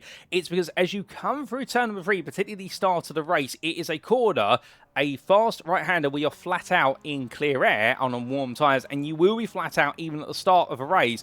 But the problem is, when you're on the outside, you need to cut the car quite sharply to the inside if you want to carry the speed. But there was the misunderstanding there of the fact there was still a car there, and I wonder if the driver on the outside was perhaps hoping that their teammate would just step back a little bit. And well, they make the way along here, and well, I think they're taking a trip down memory lane, the two of them, and trying to understand what exactly went wrong. And well, it's good to see both of them out there just taking it nice and easy. The two Sakura livery cars, I must say, it's a beautiful livery on the car there. Indeed, we're not in Japan anymore, but also, to be fair, you can see Sakura blossoms actually blossom in the United States of America if you do go to certain national parks or indeed gardens, and I do believe there is one in California, of course. I can't remember the name of it for the life of me, but it is in San Diego. I had the pleasure of visiting it all the way back in 2022, if I remember, and I came right at the end of the blossom season, and it was absolutely beautiful. But you know what also is beautiful? The racing that we have seen here today from the Who Chose This Track Grand Prix, and well, here on the Chicago Street Course, we're expecting plenty more brilliant battling, as we've only got seconds to go now before we do make our way back to the grid. It's a top 8 inverted grid, and we are going to be seeing Paperbag take his inaugural pole position, and we'll look forward to that plenty more as it's time to make way to the grid, ladies and gentlemen. It's time for 40 minutes more racing action in round number 4.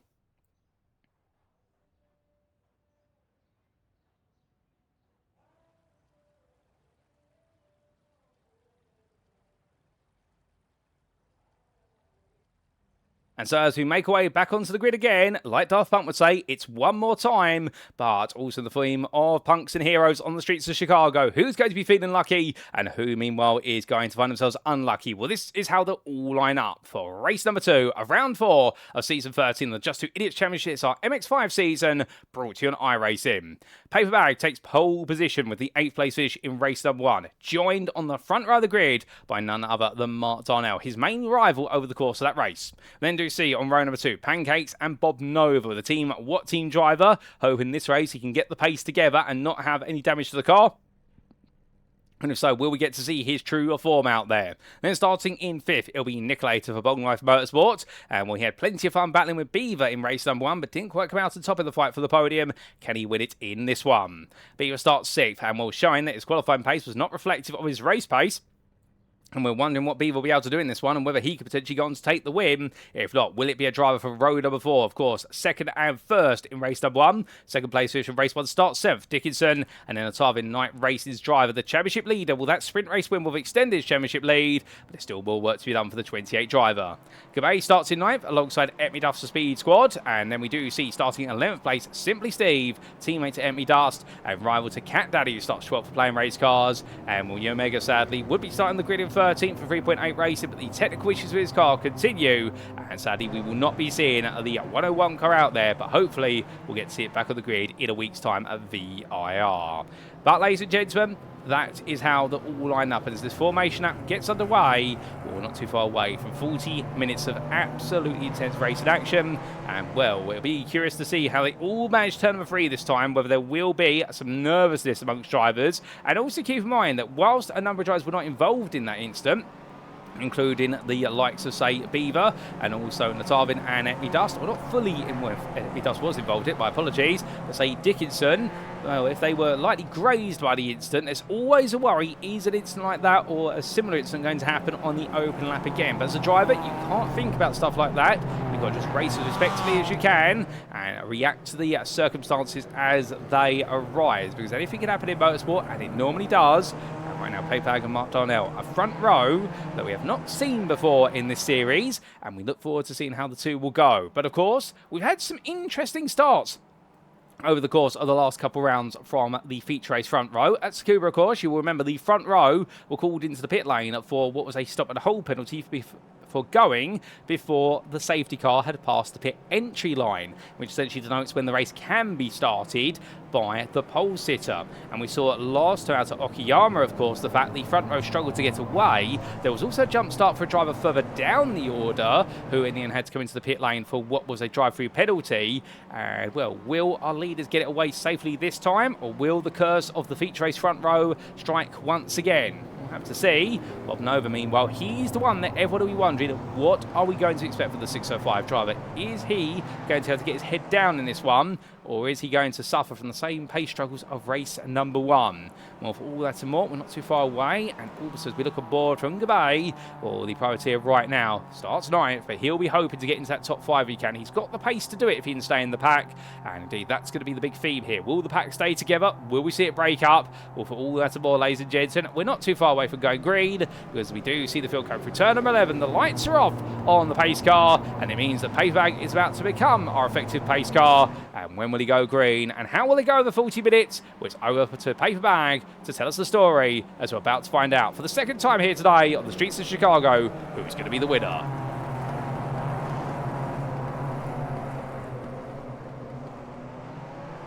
And just like that, it is go, go, go. Paperbag goes as soon as he possibly can as they make their way down. It's a brilliant start from our pole sitter as they head down towards turn number 1. Now, this is where all the fighting will really begin. We're on into the braking zone there. Pancakes immediately attacking on the inside of Darnell. Further back, got a few drives there in the 2x2, but everyone's safely through the opening corner. But right now, Paperbag is running for it. He's expecting Darnell to do all the fighting, and Pancakes right now has got clear of Darnell. niCKaLaToR trying to go around the outside.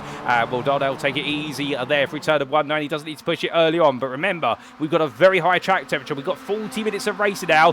This is going to be a race where tyres are going to start to feel very hot towards the end. But through turn number 3 safely for all of our drivers. And Darnell slipping down the order on that inside, taking it nice and easy. But that inside line is going to cost him a lot of speed, as we do see Dickinson sweeps around the outside. So Dickinson being smart. And India Gabay a little bit further back here as they make the way up towards turn number 6. But your leader of Paper Bag now being reeled back in by Pancakes.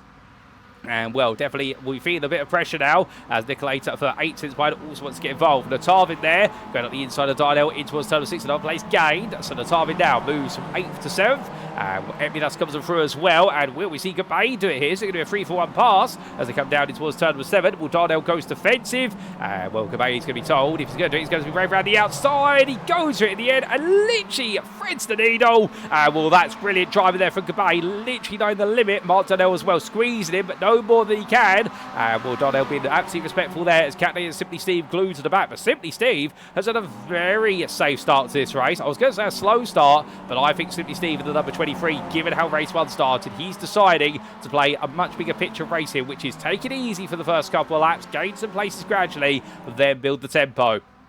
After 1 lap of racing, it's Paper Bag ahead of Pancakes, followed by niCKaLaToR, Beaver. But is it going to be that way for long? As here we go. This is free wide into turn 1. Beaver tries to go through the middle, but unfortunately cannot do the most of the manoeuvre, and Pancakes goes defensive instead. But you see what he was going for there, as now Pancakes holds his line. niCKaLaToR, meanwhile, looking on the inside on braking. Beaver really being an antagonist there. That's cheeky from Beaver, and it got niCKaLaToR to go to the inside of Pancakes. Pancakes went a little bit deep as a result and actually brushed the ward exit. He'll get away with that, but Beaver there threatening niCKaLaToR to make it free wide and have a good time, and in the end he pulled out literally at the last moment. And now niCKaLaToR on the inside, and Pancakes there. Well, he's going to have to back off of that move. niCKaLaToR was not going to give any quarter in that. niCKaLaToR into 2nd place, but Beaver really dictated the terms of that battle. And, well, Dickinson right now tucks in behind it. It's probably seeing that right now Beaver, if he's not a musical conductor, he might want to consider at some point, because he's definitely orchestrated this race very well from that 4th place. But here he looks up the inside of Pancakes now, and once the conductor becomes the hunter, will make that move as meanwhile Pancakes now goes to the outside wall. And well, I think he's going to try and work here with Dickinson, not trying to hold him up, given the two racing for the same privateer outfit of SimCity Racing or SCR.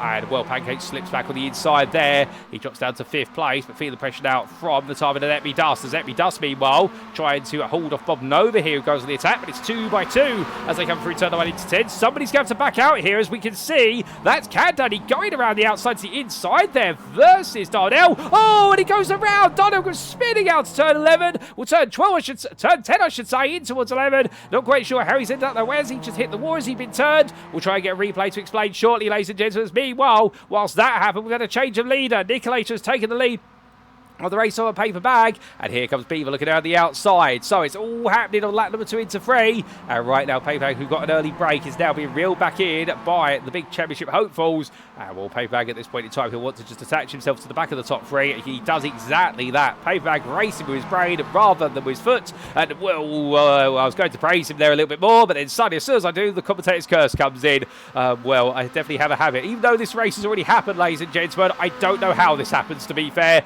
but Paper Bag were a big knock to the barrier there. I think that's just knocked him for 6 slightly and knocked the wind out of his sails, and he's got to get himself back together. He cannot lose the confidence. He's been driving really well, and if he can keep his confidence up, there's no reason why he cannot take his first top 5 of the season right now. But Knotavin is closing, and he's the driver he will need to hook himself to make sure that Epmy Dust, Pancakes, Bob Nova and Cat Daddy, who are 4 of 6 drivers in that long line behind, do not get involved as well.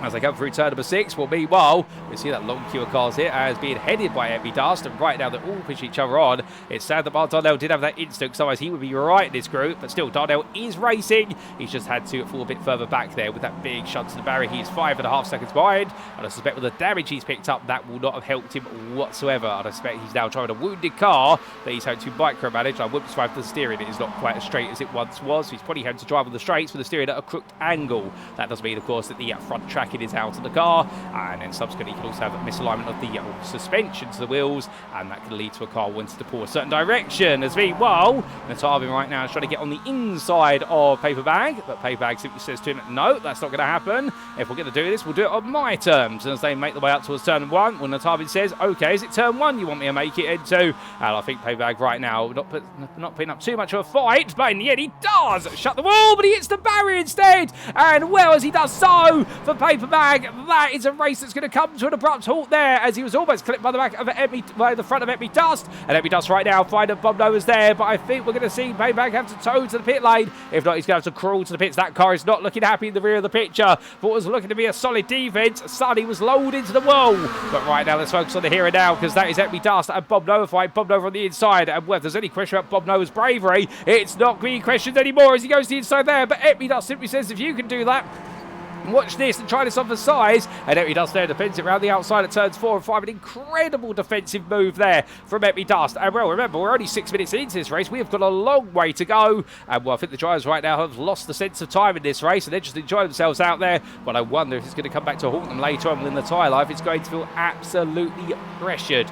And well, the pain they're going to be putting on the tyres right now will come back double towards the end of the race. So remember, tyre life is a slippery slope. Once you start to wear down the tyre and the tyre gets hot, it's harder and harder to get the tyre back into a controlled region in these MX-5s, and slowly you're increasing the rate of degradation. You can recover the tyre, it's not impossible, but naturally you will have to sacrifice quite a bit of pace.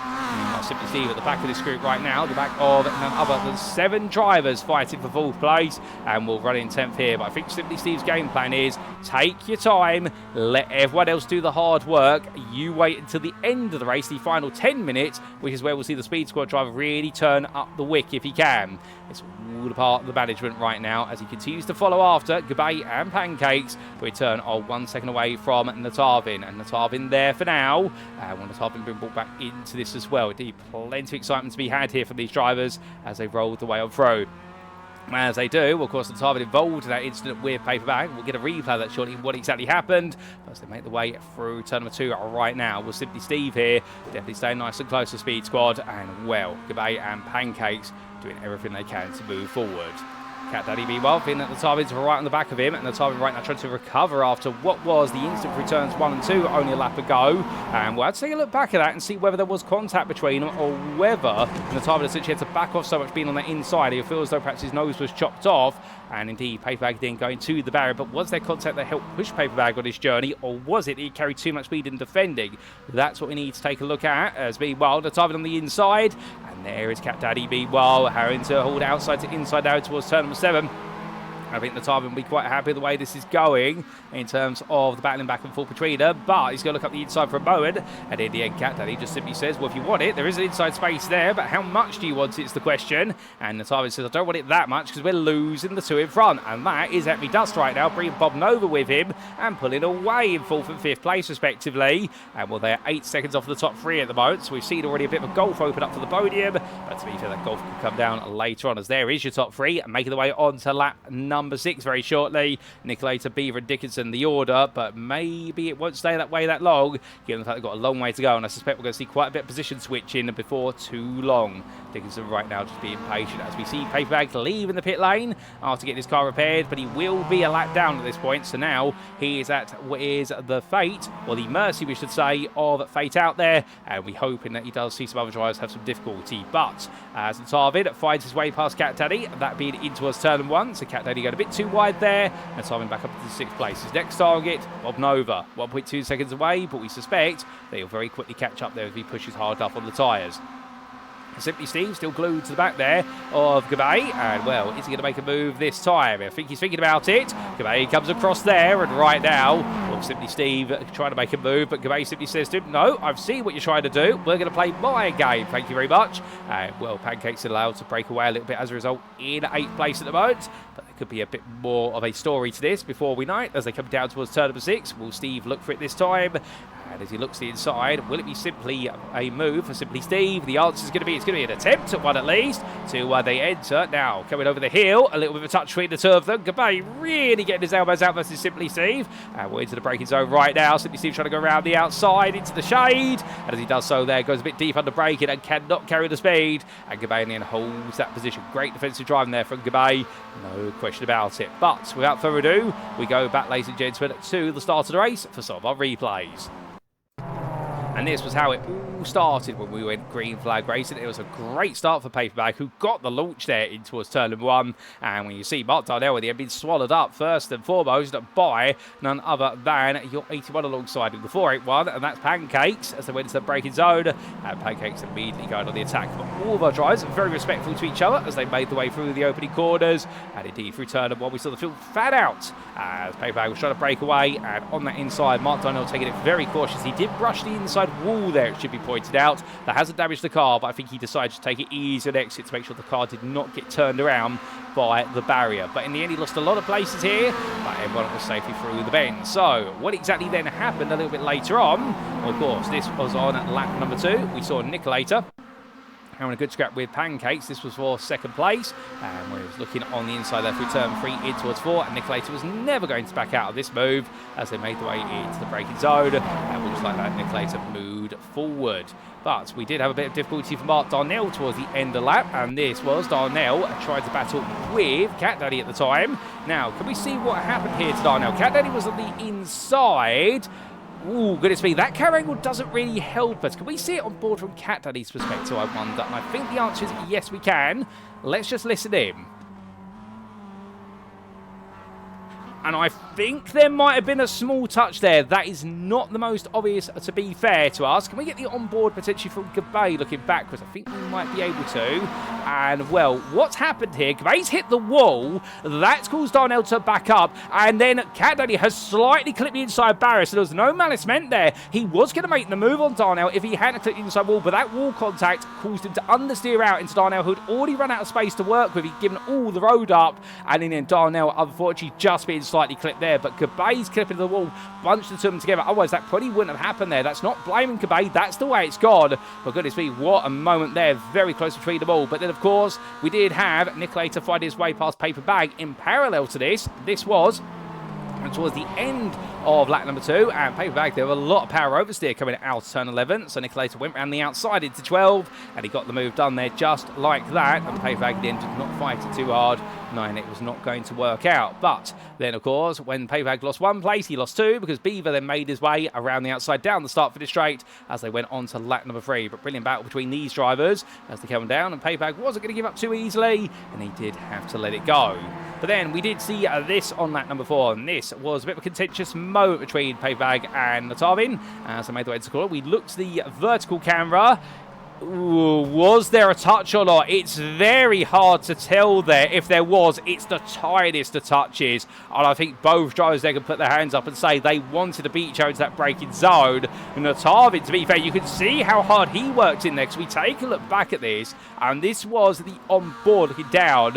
And went to the braking zone, you're going to see Knotavin goes as late as possible here. And I don't think there is a touch. It looks like it for some camera angles, but Knotavin, in the end, he had to scoop the car to left to avoid clipping Paperbag on the exit. Paperbag had gone straight to the barrier, and Knotavin in the end had to get the car back together. He lost all those places as a result, but indeed, such a tough one there. Well, if that does go to the Shures, I wouldn't want to be assured. They're going to have to get the rulers out on the cameras for that one. That is a very hard one to call, to be fair.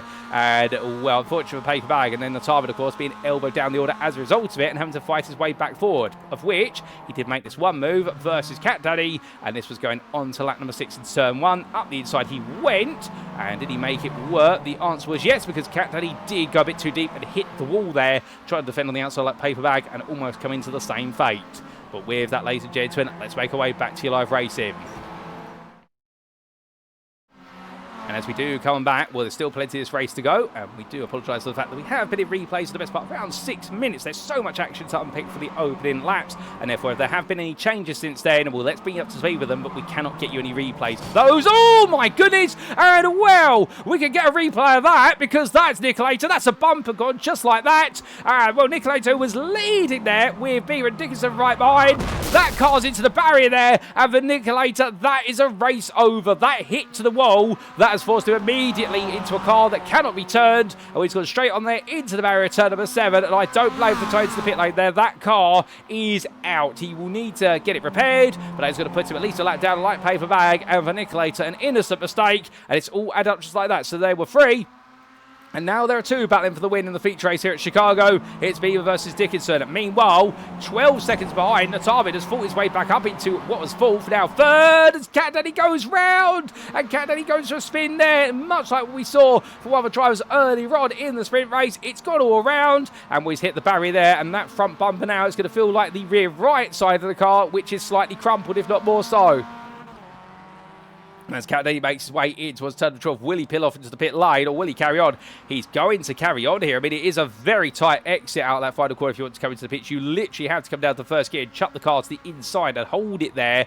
But Cat Daddy making that mistake. As meanwhile, Gabay's into the wall there on the exit of turn 1. They're all starting to make mistakes. I wonder if tyre temperatures now are really starting to increase and become an increasingly important factor, because we're seeing mistakes and drivers. I think the grip levels here are starting to drop, and it's because our drivers are pushing so hard. And they've still got such a long way to go. Again, a reminder of that weather. Well, in fact, track temperature has dropped by the best part of 13 degrees Fahrenheit since the start of this race. So track temperature's coming down. Ambient staying around about there. I think right now what is happening as well is the fact that essentially we have got a little bit of cloud drifted in, plus also the wind has gone up, and that may have just caused the track temperatures to dissipate away a little bit. But either way, this is a circuit that's not offering any happy grip out there for our drivers. They're having to be so careful. And well, at this point, you would understandably think that our drivers now are getting towards the point of what they do know in terms of tyre life from race number 1. Of course, they can practice this 40-minute race as much as they want in the build-up to it. We put on plenty of practice sessions here in the build-up to each and every race round of the J2ICS Championship Series. So you can't say our drivers haven't had chances to practice.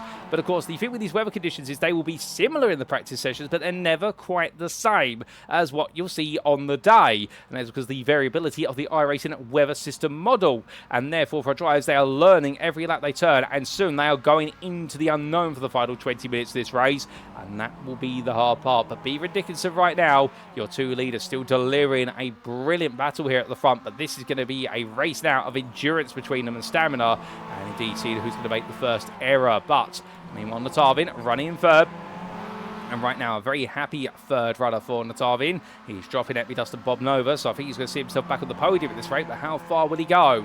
As Cat Daddy has come into the pit lane, and that is repair work to his car. niCKaLaToR has left the pits, it should be pointed out. So therefore, he has served what is his total time, and also taken that fast repair. And we do also have paper bag out there. niCKaLaToR is not a lap down, it should be pointed out. He has managed to stay on the lead lap, but he is a long way away from any company at the moment. He will likely find his way past Cat Daddy if he can. Cat Daddy is currently being serviced in the pit lane, although I wonder what's going on with Cat Daddy. I wonder if, in fact, what Cat Daddy is doing is he's had his fast repair, but he's also changed all 4 tyres on the car. We look to pit lane. Indeed, yes, they are. And that is a smart call there from the Flame Race Cars driver. Given the fact he's used the fast repair, well, if he's going to lose a lot of time anyway, he would take a fresh set of tyres, and that is going to help him for the remaining 22 minutes of this race. He'll have a set of tyres that he still needs to manage, but they will have a lot more potential life available compared to a lot of other drivers out there who will have simply stayed on their tyres. They won't have come into the pit. Alternatively, I suspect for niCKaLaToR, he may have towed to the pit, so as soon as he's got into the pit lane, he's immediately then got straight on with the fast repair and got going.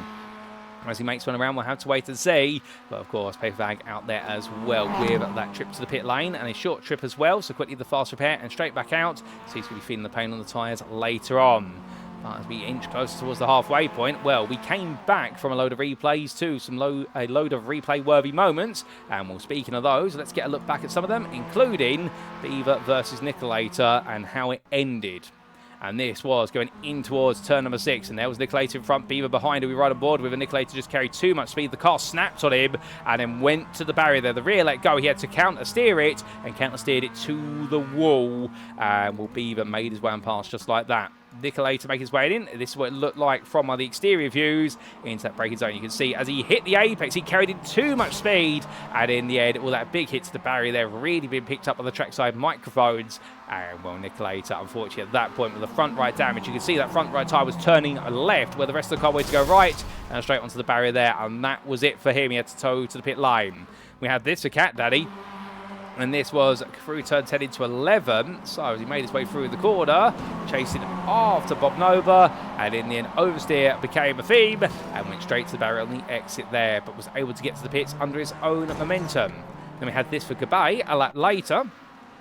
And this was Gabay going in towards turn 1. The corner that's claimed so many drivers today. And he's made his way through. Just carried too much speed and a big side impact to the wall. But that was, whilst it was flush, it was too heavy on the rear right suspension. And it's dropped the car a bit. And he had to wait until the field came through before he got it turned around. But Gabay did have, in the end, quite a bit of damage. But he's not coming to the pit lane as a result of it, intriguingly. So he is trying to carry on. And I wonder if that's going to hurt him in the long term. But with that, it's back to your live race. We go, ladies and gentlemen.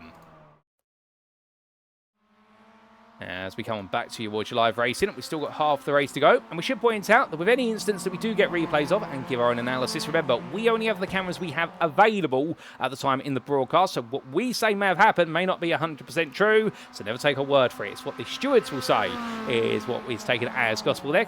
As they say, a steward's decision is final. And indeed, as Beaver makes one round right now, we'll be hoping he can make this lead final. He is 9/10 ahead of Dickinson at the moment. He continues to open up that gap, but a bit of a brush with the wall there coming out of turn number 5, and that we will get away with just about, as in the end won't lose any pace there. We'll definitely know he's left a little bit of paint on the wall, and perhaps he'll use that as a marker the next time he comes through the corner. Knotavin, meanwhile, 10 seconds behind. Well, he's pushing on right now. He is lapping quicker than the leaders, at least on that last lap. He did take the best part of what was 6/10 out of them, but the problem that Knotavin has is the more he pushes now, the more he wears into the tyres later. But then again, he might have come up with a plan here. Perhaps there's certain quarters where he pushes and other quarters where he takes it easy. As we want a new fastest lap of the race from Cat Daddy, a 39.592 on the inside there, niCKaLaToR as well. And whoa, there's contact between the two. niCKaLaToR escorted to the barrier there. That's going to be a bit of a contentious one, because as they make the way towards turn number 2, well, niCKaLaToR firstly, has he got damage to the car? I think he has, but can he carry on? I think the answer is yes, but the question will be, had Cat Daddy cleared niCKaLaToR? Did niCKaLaToR try and fight into a space that was closing afterwards? Of course, niCKaLaToR had his right to be there, but the flip side of the coin is, once the move was up, essentially was he in a position whereby, when he carried on, should he have backed out? Well, that's always a fault there, but Cat Daddy definitely making a firm pass, and those fresh tyres that he took after his pit stop, in a car that's got half the fuel load it started with, well, right now, Cat Daddy is absolutely flying out there. It's a shame there is pace to be found. You've got to be on fresher tyres to do so. But I don't think anyone's going to gamble with taking a whole new set of tyres, because it is 22 to 23 seconds to change all four, because, of course, each tyre is changed one by one around the car, and the car has to be lifted up on one side in order to do two tyres and lifted up on the other side to do the remainder. That takes some more time. So, therefore, I think as much as it would sound good to change the tyres, I think trying to gain back essentially what is about 30 seconds end to end of the pit lane, if not 40 seconds, is just a bit too much. And, well, that loss of time, of course, will have an impact later on as niCKaLaToR hits the barrier again. And for niCKaLaToR now, it's all in pieces. And I would imagine that's going to be a trip to the pit lane. And, well, the front end's gone. If the fender's gone, why not help the bumper in its way as well? And, well, for niCKaLaToR trying to get the car turned around there, but on that very narrow section of the circuit, the narrowest part of the circuit, the run through turn 10 in towards 11, niCKaLaToR right now might be going to the pits. They have one more fast rear available to use. And when he goes back out for the final time, it will really be for redemptive points, nothing more than that, and just to try and get some on the board. Remember, of course, we do have a drop score this season, and I think niCKaLaToR will be committed this round as his drop score for the time being, as Beaver and Dickinson still together here. Your two leaders, and right now this is a game of back and forth. It really is tug of war as they make the way on towards lap number 15. But this is the main battle. The only other battle we do have out there that may build up is the fight for fourth between Dust, Bob Nova and Simply Steve. They are 8 tenths on car to car here, but Dust seems to be controlling this narrative a little bit, or at least he does seem to be as they come towards the timeline and just managing that gap. Bob Nova, meanwhile, does have a bit more pressure from Simply Steve. Remember, Dust and Simply Steve are teammates, and well, I wouldn't be surprised if right now Dust might be thinking, how can he help Simply Steve get into the top 5 and make it a 4th and 5th for the team rather than a 4th and a 6th, when you have got the very capable driver Bob Nova between the two of you. And the thing about Bob Nova is if he sees an opportunity, he will go for it to move forward rather than backwards. He's a very forward-facing driver. In fact, he'd rather go on the attack rather than on the defence. As they come up behind, niCKaLaToR has just left the pit lane after his second pit stop for repair works. He's used up his second fast repair. Well, niCKaLaToR would like to be part of this battle, but the problem is the blue flags will wave to him and say to him, sadly, Nick, you cannot be part of it. And niCKaLaToR steps aside immediately. As they head on down towards turn number 6, well, there we can see the closing distance between Dust and Bob Nova. And I think that Dust being held up a little bit going through turns 4 and 5, but niCKaLaToR can't just simply disappear, to be fair. He's not done anything wrong. And right now, Dust will try to turn up the tempo a little bit just to reopen that gap, which he does so. They're coming from turn 6 into 7. And Bob Nova and Simply Steve will now try to follow. But we jump on board with the second member of Speed Squad as he heads on through turns 8, 9 and 10. And you see there how close they get to the walls each time through turn 8. From the inside wall to the outside wall, it is such a challenging corner to get right. It looks easy on paper, you've just got to simply thread the needle between two walls. Yes, but remember, if you get that line slightly wrong, you carry understeer to the outside and get it too tight, well, you're going to make your way to the barrier and you'll be forced to understeer to the other barrier there. You'll become a bit of a pinball in your car, and that's the hard part here as they make the way on through. Pound the way on towards the 16th tour of Chicago in this feature race. Right now, Simply Steve's still there, and well, it's all now about patience. This race could come to him, but keep an eye on that gap at the moment. 8 tenths to the back of Bob Nova. It does seem as though Bob Nova might be trying to turn things up a little bit in order to attack him. He does to take that fourth place before Simply Steve finds a way into the fight. As they emerge out the corner, we'll keep our eagle eyes on this battle, no doubt about it, as we have had a bit of difficulty for Gabay. I think he's been in a spin quite recently, and well, he's still in 9th place, but he's lost a lot of time to Mark Darnell, and Darnell is closing steadily on Pancakes here, it should be pointed out. So we've got another fight that is getting ready to go onto our screens. See Paperbag in the rear of the pitch there, a lap down, but Darnell getting ready to attack for 7th place. Had a bit of an eventful race number 1, no doubt about it. He's had an eventful one in this one as well after that contact, we believe, coming through at turn number 10 in the early stages, but he's not given up. And to be fair to Darnell, I think he's enjoying himself out there. And that's what it's all about. Have fun and just simply enjoy the racing spirit as he tries to close down Pancakes. I mean, your leaders are closing each other down again. Dickinson now in 3 attempts here of Beaver. We look back from the rear of your leader right now in the cosmological, what is it, Sunset Wave machine. Always imagine that Sunset livery. It does feel a little bit towards what would be none other than synthwave music videos, or indeed, I like to think of it in a way, if anybody's aware of the band or the group known as Gunship, I do believe it's one of their album arts that looks very similar to that, and I wonder if that's been the inspiration for the Beaver Mobile. But as he heads through the left-hander, the lovely livery on that right now, and I do love the sunset at the back on the car as well, the sun with the 2 eyes there of the rear lights. And well, definitely giving you some very synthy vibes. But as Dickinson makes way onwards, right now the SimCity racing driver will definitely on his home turf when it comes to racing in a city. And well, he is staying right there. But as we do look down to Knotavin, he is clearing away from Epidust, so you can see in the rear of the picture, has got the growing company of Bob Nova and Simply Steve. Hold up, actually. I think Bob Nova's gone a bit wide there at turn number 2 because Simply Steve's the closest he's been for a long time. Is this going to be a move here in towards turn number 4? Does Bob Nova defend this? Does Simply Steve go for it?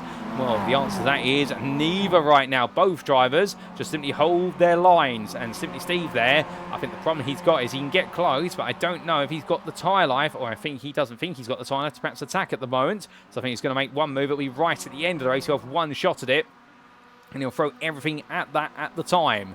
Pancakes are for 12 seconds behind. Has Mark Darnell behind him for company. And you see Darnell has closed that gap down.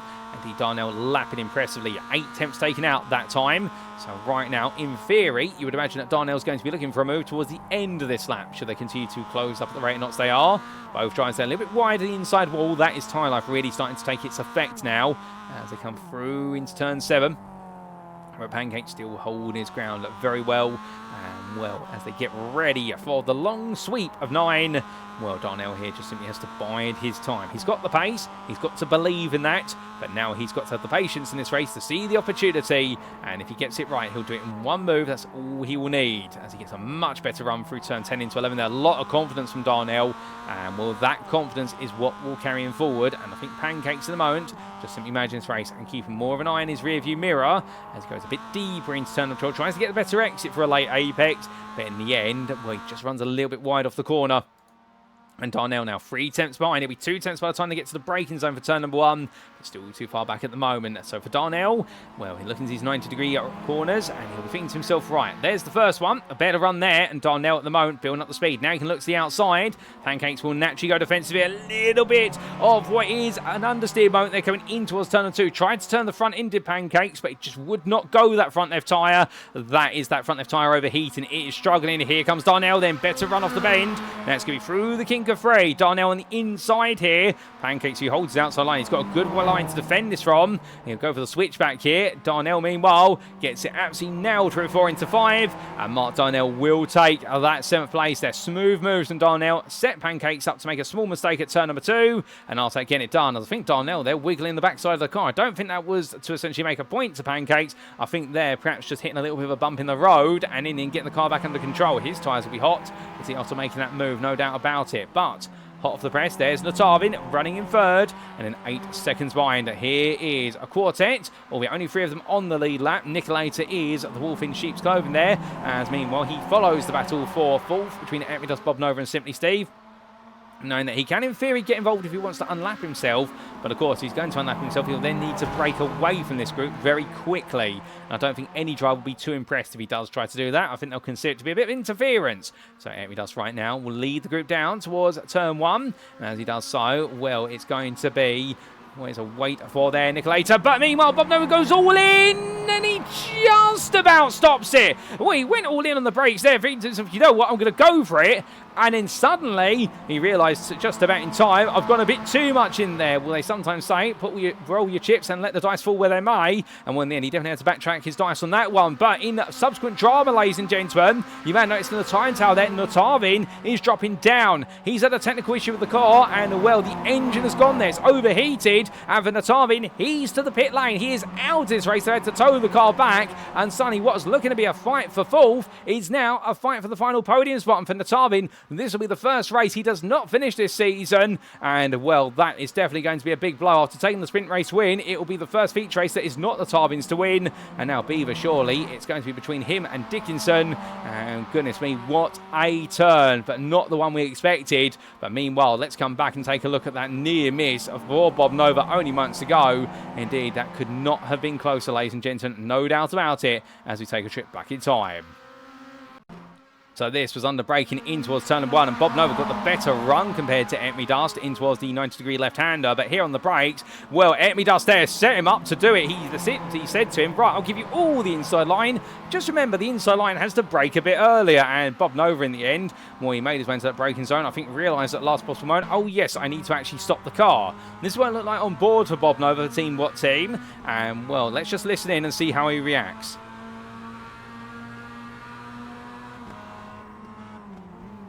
And under braking it, he literally broke where you would on the outside line. That is 10 out of 10 from Bob Nova for recognising how he needed to stop that. He would have put the brakes on full initially, and he realised he's got to trail them off them early. He's got to essentially be a human ABS. And well, Bob Nova there, if he had not managed the brakes well, that would have gone straight to the wall. 10 out of 10 there for Bob Nova. Well, that has slipped him back to 5th behind Simply Steve as we return to your live racing action.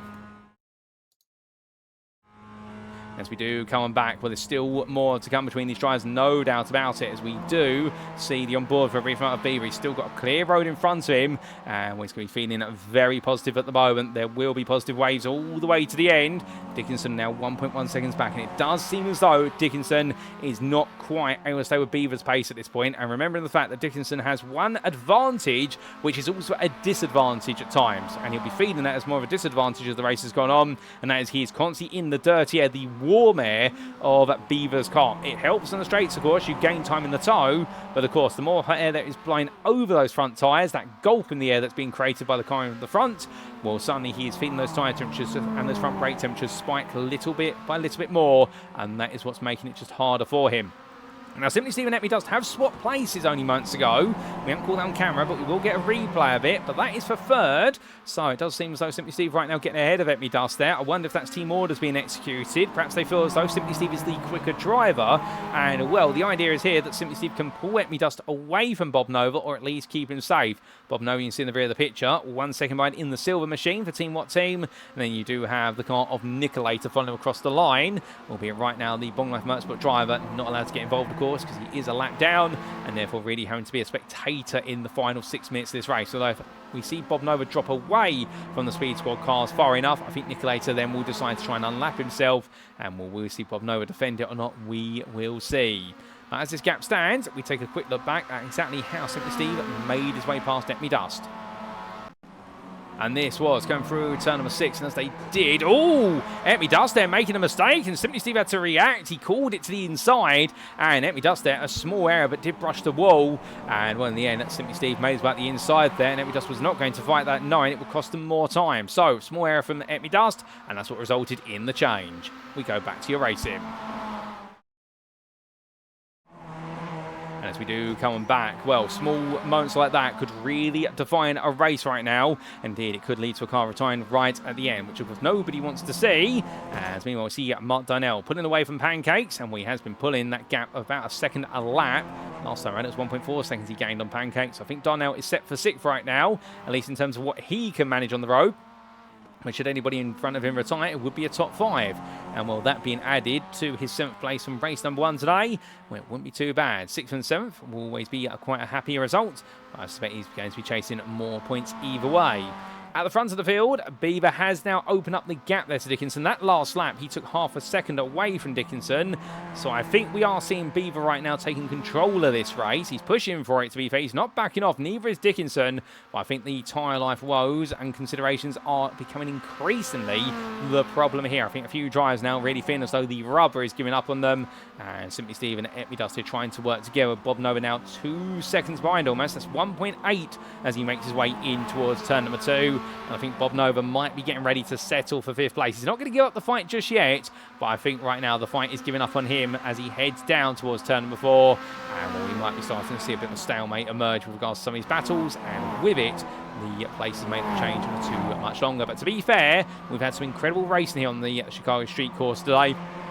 And the 2023 Cup Circuit delivering as it always does in these lower pace cars. And that's the thing with street circuits. Cars such as Mazda MX-5s, they absolutely love circuits like this because you can go plenty wide in them, and also the battle is never too far away. It can go wrong, of course, as we did see on lap 1 of our sprint race, but of course, it's also the consideration. Everyone's trying to be as respectful as they can, but sometimes in the most respectful racing, well, when the margins get that tight, something is sure to go wrong. As they say with motorsport, when it goes right, it looks spectacular. When it goes wrong, it still looks spectacular, but it also looks disastrous. And meanwhile, Simply Steve right now thinking about what is overturning the disaster of race number 1 into a podium here. Actually bring this home. It would be only his 2nd podium of the season. Remember, of course, that he finished 3rd in the sprint at Alton Park in the season opener. He was promoted to 2nd as a result of a post-race time penalty for the 2nd place finisher there. And we'll see him back on the podium once again. I think he'll be very happy with this.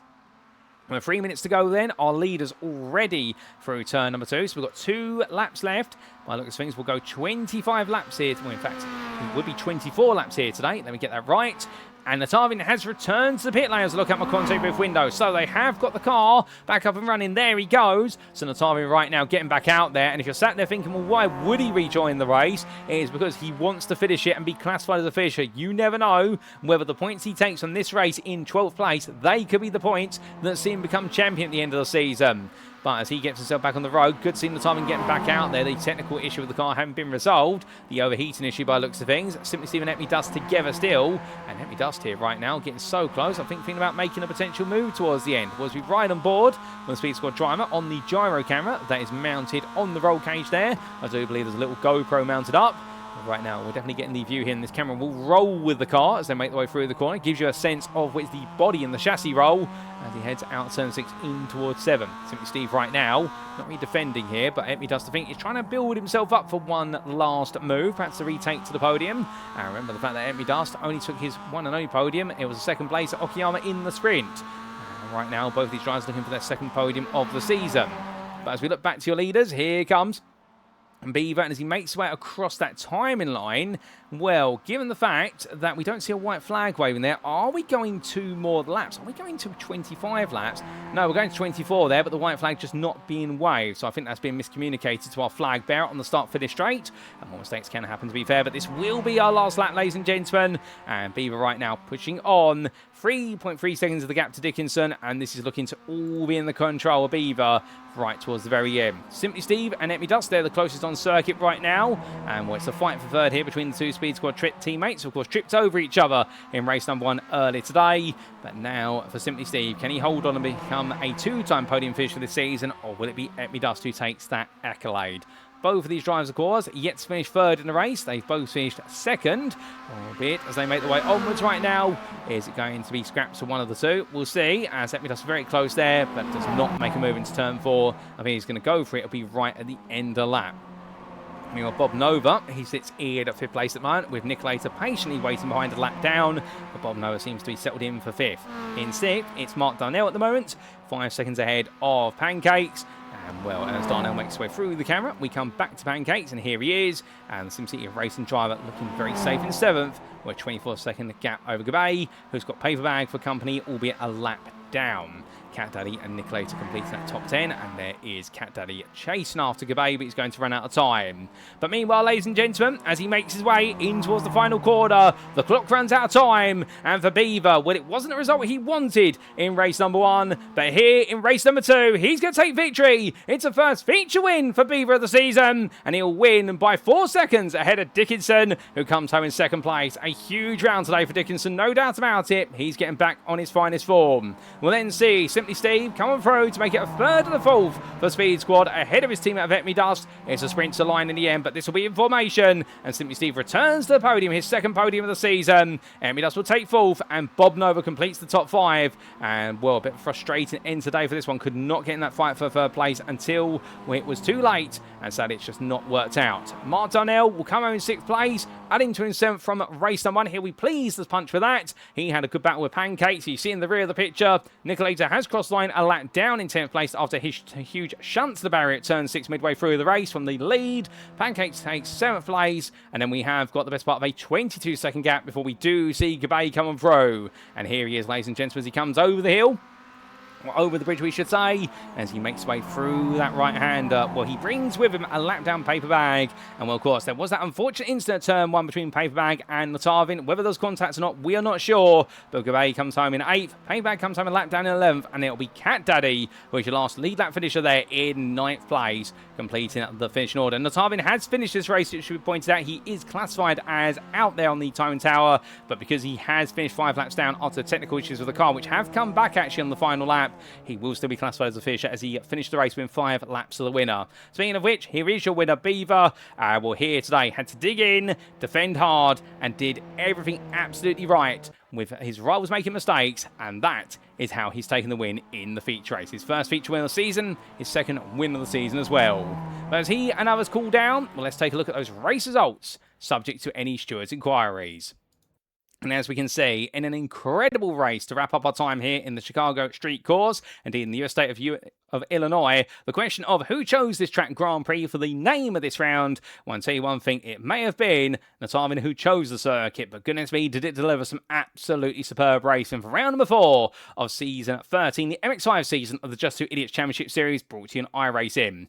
Beaver taking the win then, the priority by 4.3 seconds ahead of Dickinson. And in the end, Dickinson stayed with Beaver for the majority of the race, but as the race went to its closing stages, we did see tyre life become a theme, and Dickinson in the end with hot front tyres and also rear tyres that were definitely shredded, he could not stay with Beaver. Simply Steve, 4th for the majority of the race in terms of his full process of where he was fighting for, but with Knotavin having that technical issue that forced him to the pit lane, he picked up the 3rd in the end and didn't let it go, taking it from his teammate from Speed Squad of Vetmi Dust, who then settled in behind. The 2 teammates who tripped over each other in race number 1, well, they definitely made sure they were in sync in the 2nd race of the day. Bob Nova, 5th there for Team Watt. Team just could not hang on to the back of the Speed Squad pair as the race came to its closing laps, and we suspect that was tyre life going against the Polish driver. And then we did see Mark Darnell on his debut, a 7th in the sprint and a 6th hit in the feature race. He'll be happy with that. Good solid points for him. We do hope to see him back in a week's time at VIR, because we'd love to see him mix out once again, mixing up in particular with Pancakes this time round, who was 7 seconds behind. Gabay to 8th place there, a huge knock to the wall, upsetting his rhythm in the race, and Cat Daddy as well, with a huge shunt to the barrier, being forced to come into pit lane for repair work, but he got back out there in 9th place and was your last lead lap finisher for playing race cars. niCKaLaToR made the most of his fast repairs in this race, using both of them after 2 big shunts, and the Bong Life Motorsport driver taking 10th, missing out on the chance of victory. And also it was a lap down to paper bag with that turn 1 instant. And then we did see Knotavin 5 laps down, nursing a technical issue with the car, but they made sure to get it to the end within 5 laps to make sure he's come home with some points to his name for night racing this one. And therefore it is a job decently done for your championship leader. Omega, sadly, a non-start for him this one, much like all the race day sessions today. And due to a technical issue for the car for 3.8 Racing, the 101 driver, well, hopefully we do get to see him back on the grid in a week's time. But those are your provisional results, ladies and gentlemen, subject to any Stewart's inquiries. And what a race. But as quickly as we have started our race day on Michigan Avenue, well, it is, of course, time, ladies and gentlemen, for us to wrap up our proceedings on the streets of Chicago. But a huge thank you to the wonderful Illinois State City, because we've had an incredible blast here. I'm sure we'll be coming back in a season in the future. But with that, it is time for us to wrap up. Thank you very much for watching, and if you have enjoyed today's show, and perhaps you're sat there right now wanting to know more about the Just Two Idiots Championship Series, perhaps you're sat there thinking, this looks incredibly good fun, it looks good-natured fun as well, and I would love to be on the grid. Well, we would love to see you on the grid, and the best thing to do, if you want to get yourself on the grid, or just know more about the J2ICS, is go to our official website, a very easy URL to get to, or hyperlink, and it's www.j2ics.com. And if you do go to our website, appearing on screen now, you'll find a very simple and straightforward website that has all the details you need to get yourself registered and racing with us. Alternatively, if you want to know the history of the community, you want to know a little bit more about us, our previous champions, our schedule, our previous broadcasts, it is all available here. Indeed, you won't find a more complete compendium when it comes to Just Two Idiots Championship Series. But of course, if you're a bit more of a social media person, well, we don't quite have a social media page. What we can do is help you become a bit sociable with us by joining our official Discord, and the invite link is available on the screen, and we'd love to see you join the community. And even if you are a rookie, don't worry, plenty of our drivers are rookies or are essentially inexperienced drivers. We've also got some veterans out there and also some very strong esports drivers, and we would love to see you form part of the grid regardless of your skill level, because everybody has to start somewhere when it comes to being part of the Just Two Idiots Championship Series. But with that, ladies and gentlemen, we turn our attention to next time. Next time out, the second of our 3 American triple header rounds to see out the second half of the season. We make our way to your state of Virginia, and it will be for the Virginia International Raceway, a Lazarus of motorsport, a circuit that's come back from the grave more times than many. And whilst the racing for round number 5 will be on Wednesday, the 15th of July 2026, we invite you to come join us as if it were live on Thursday, the 16th of July, as we will continue the story of the season. As we come out to the other side of Chicago, well, in terms of the Drivers' Championship, it is still Knotavin who leads, and right now it is looking as though it is getting increasingly tight in the battle for second place, and well, it could be the situation whereby Dickinson has just moved himself into second, but if so, well, you'll see niCKaLaToR is right there with him, amongst other rivals as well. Meanwhile, in the Teams' Championship, it is Speed Squad who have taken the lead provisionally ahead of Bong Life Motorsport, and meanwhile, Playing Race Cars and Night Racing are still hot on their heels. We've got a 4-way fight for the Team's Championship crown, and we've got a Drivers' Championship right now that is definitely wide open. So how will it all continue in the picturesque countryside of Virginia? Tune in next week to find out as our penultimate round will get underway there. But until then, ladies and gentlemen, we have been the Just Two Idiots Championship Series. I've been your host and commentator, Paul Walsh. You've been tuning to a Paul's production, and until next time, remember to stay safe, stay well, stay smiling, and most importantly, as always, remember to stay on track. Good night.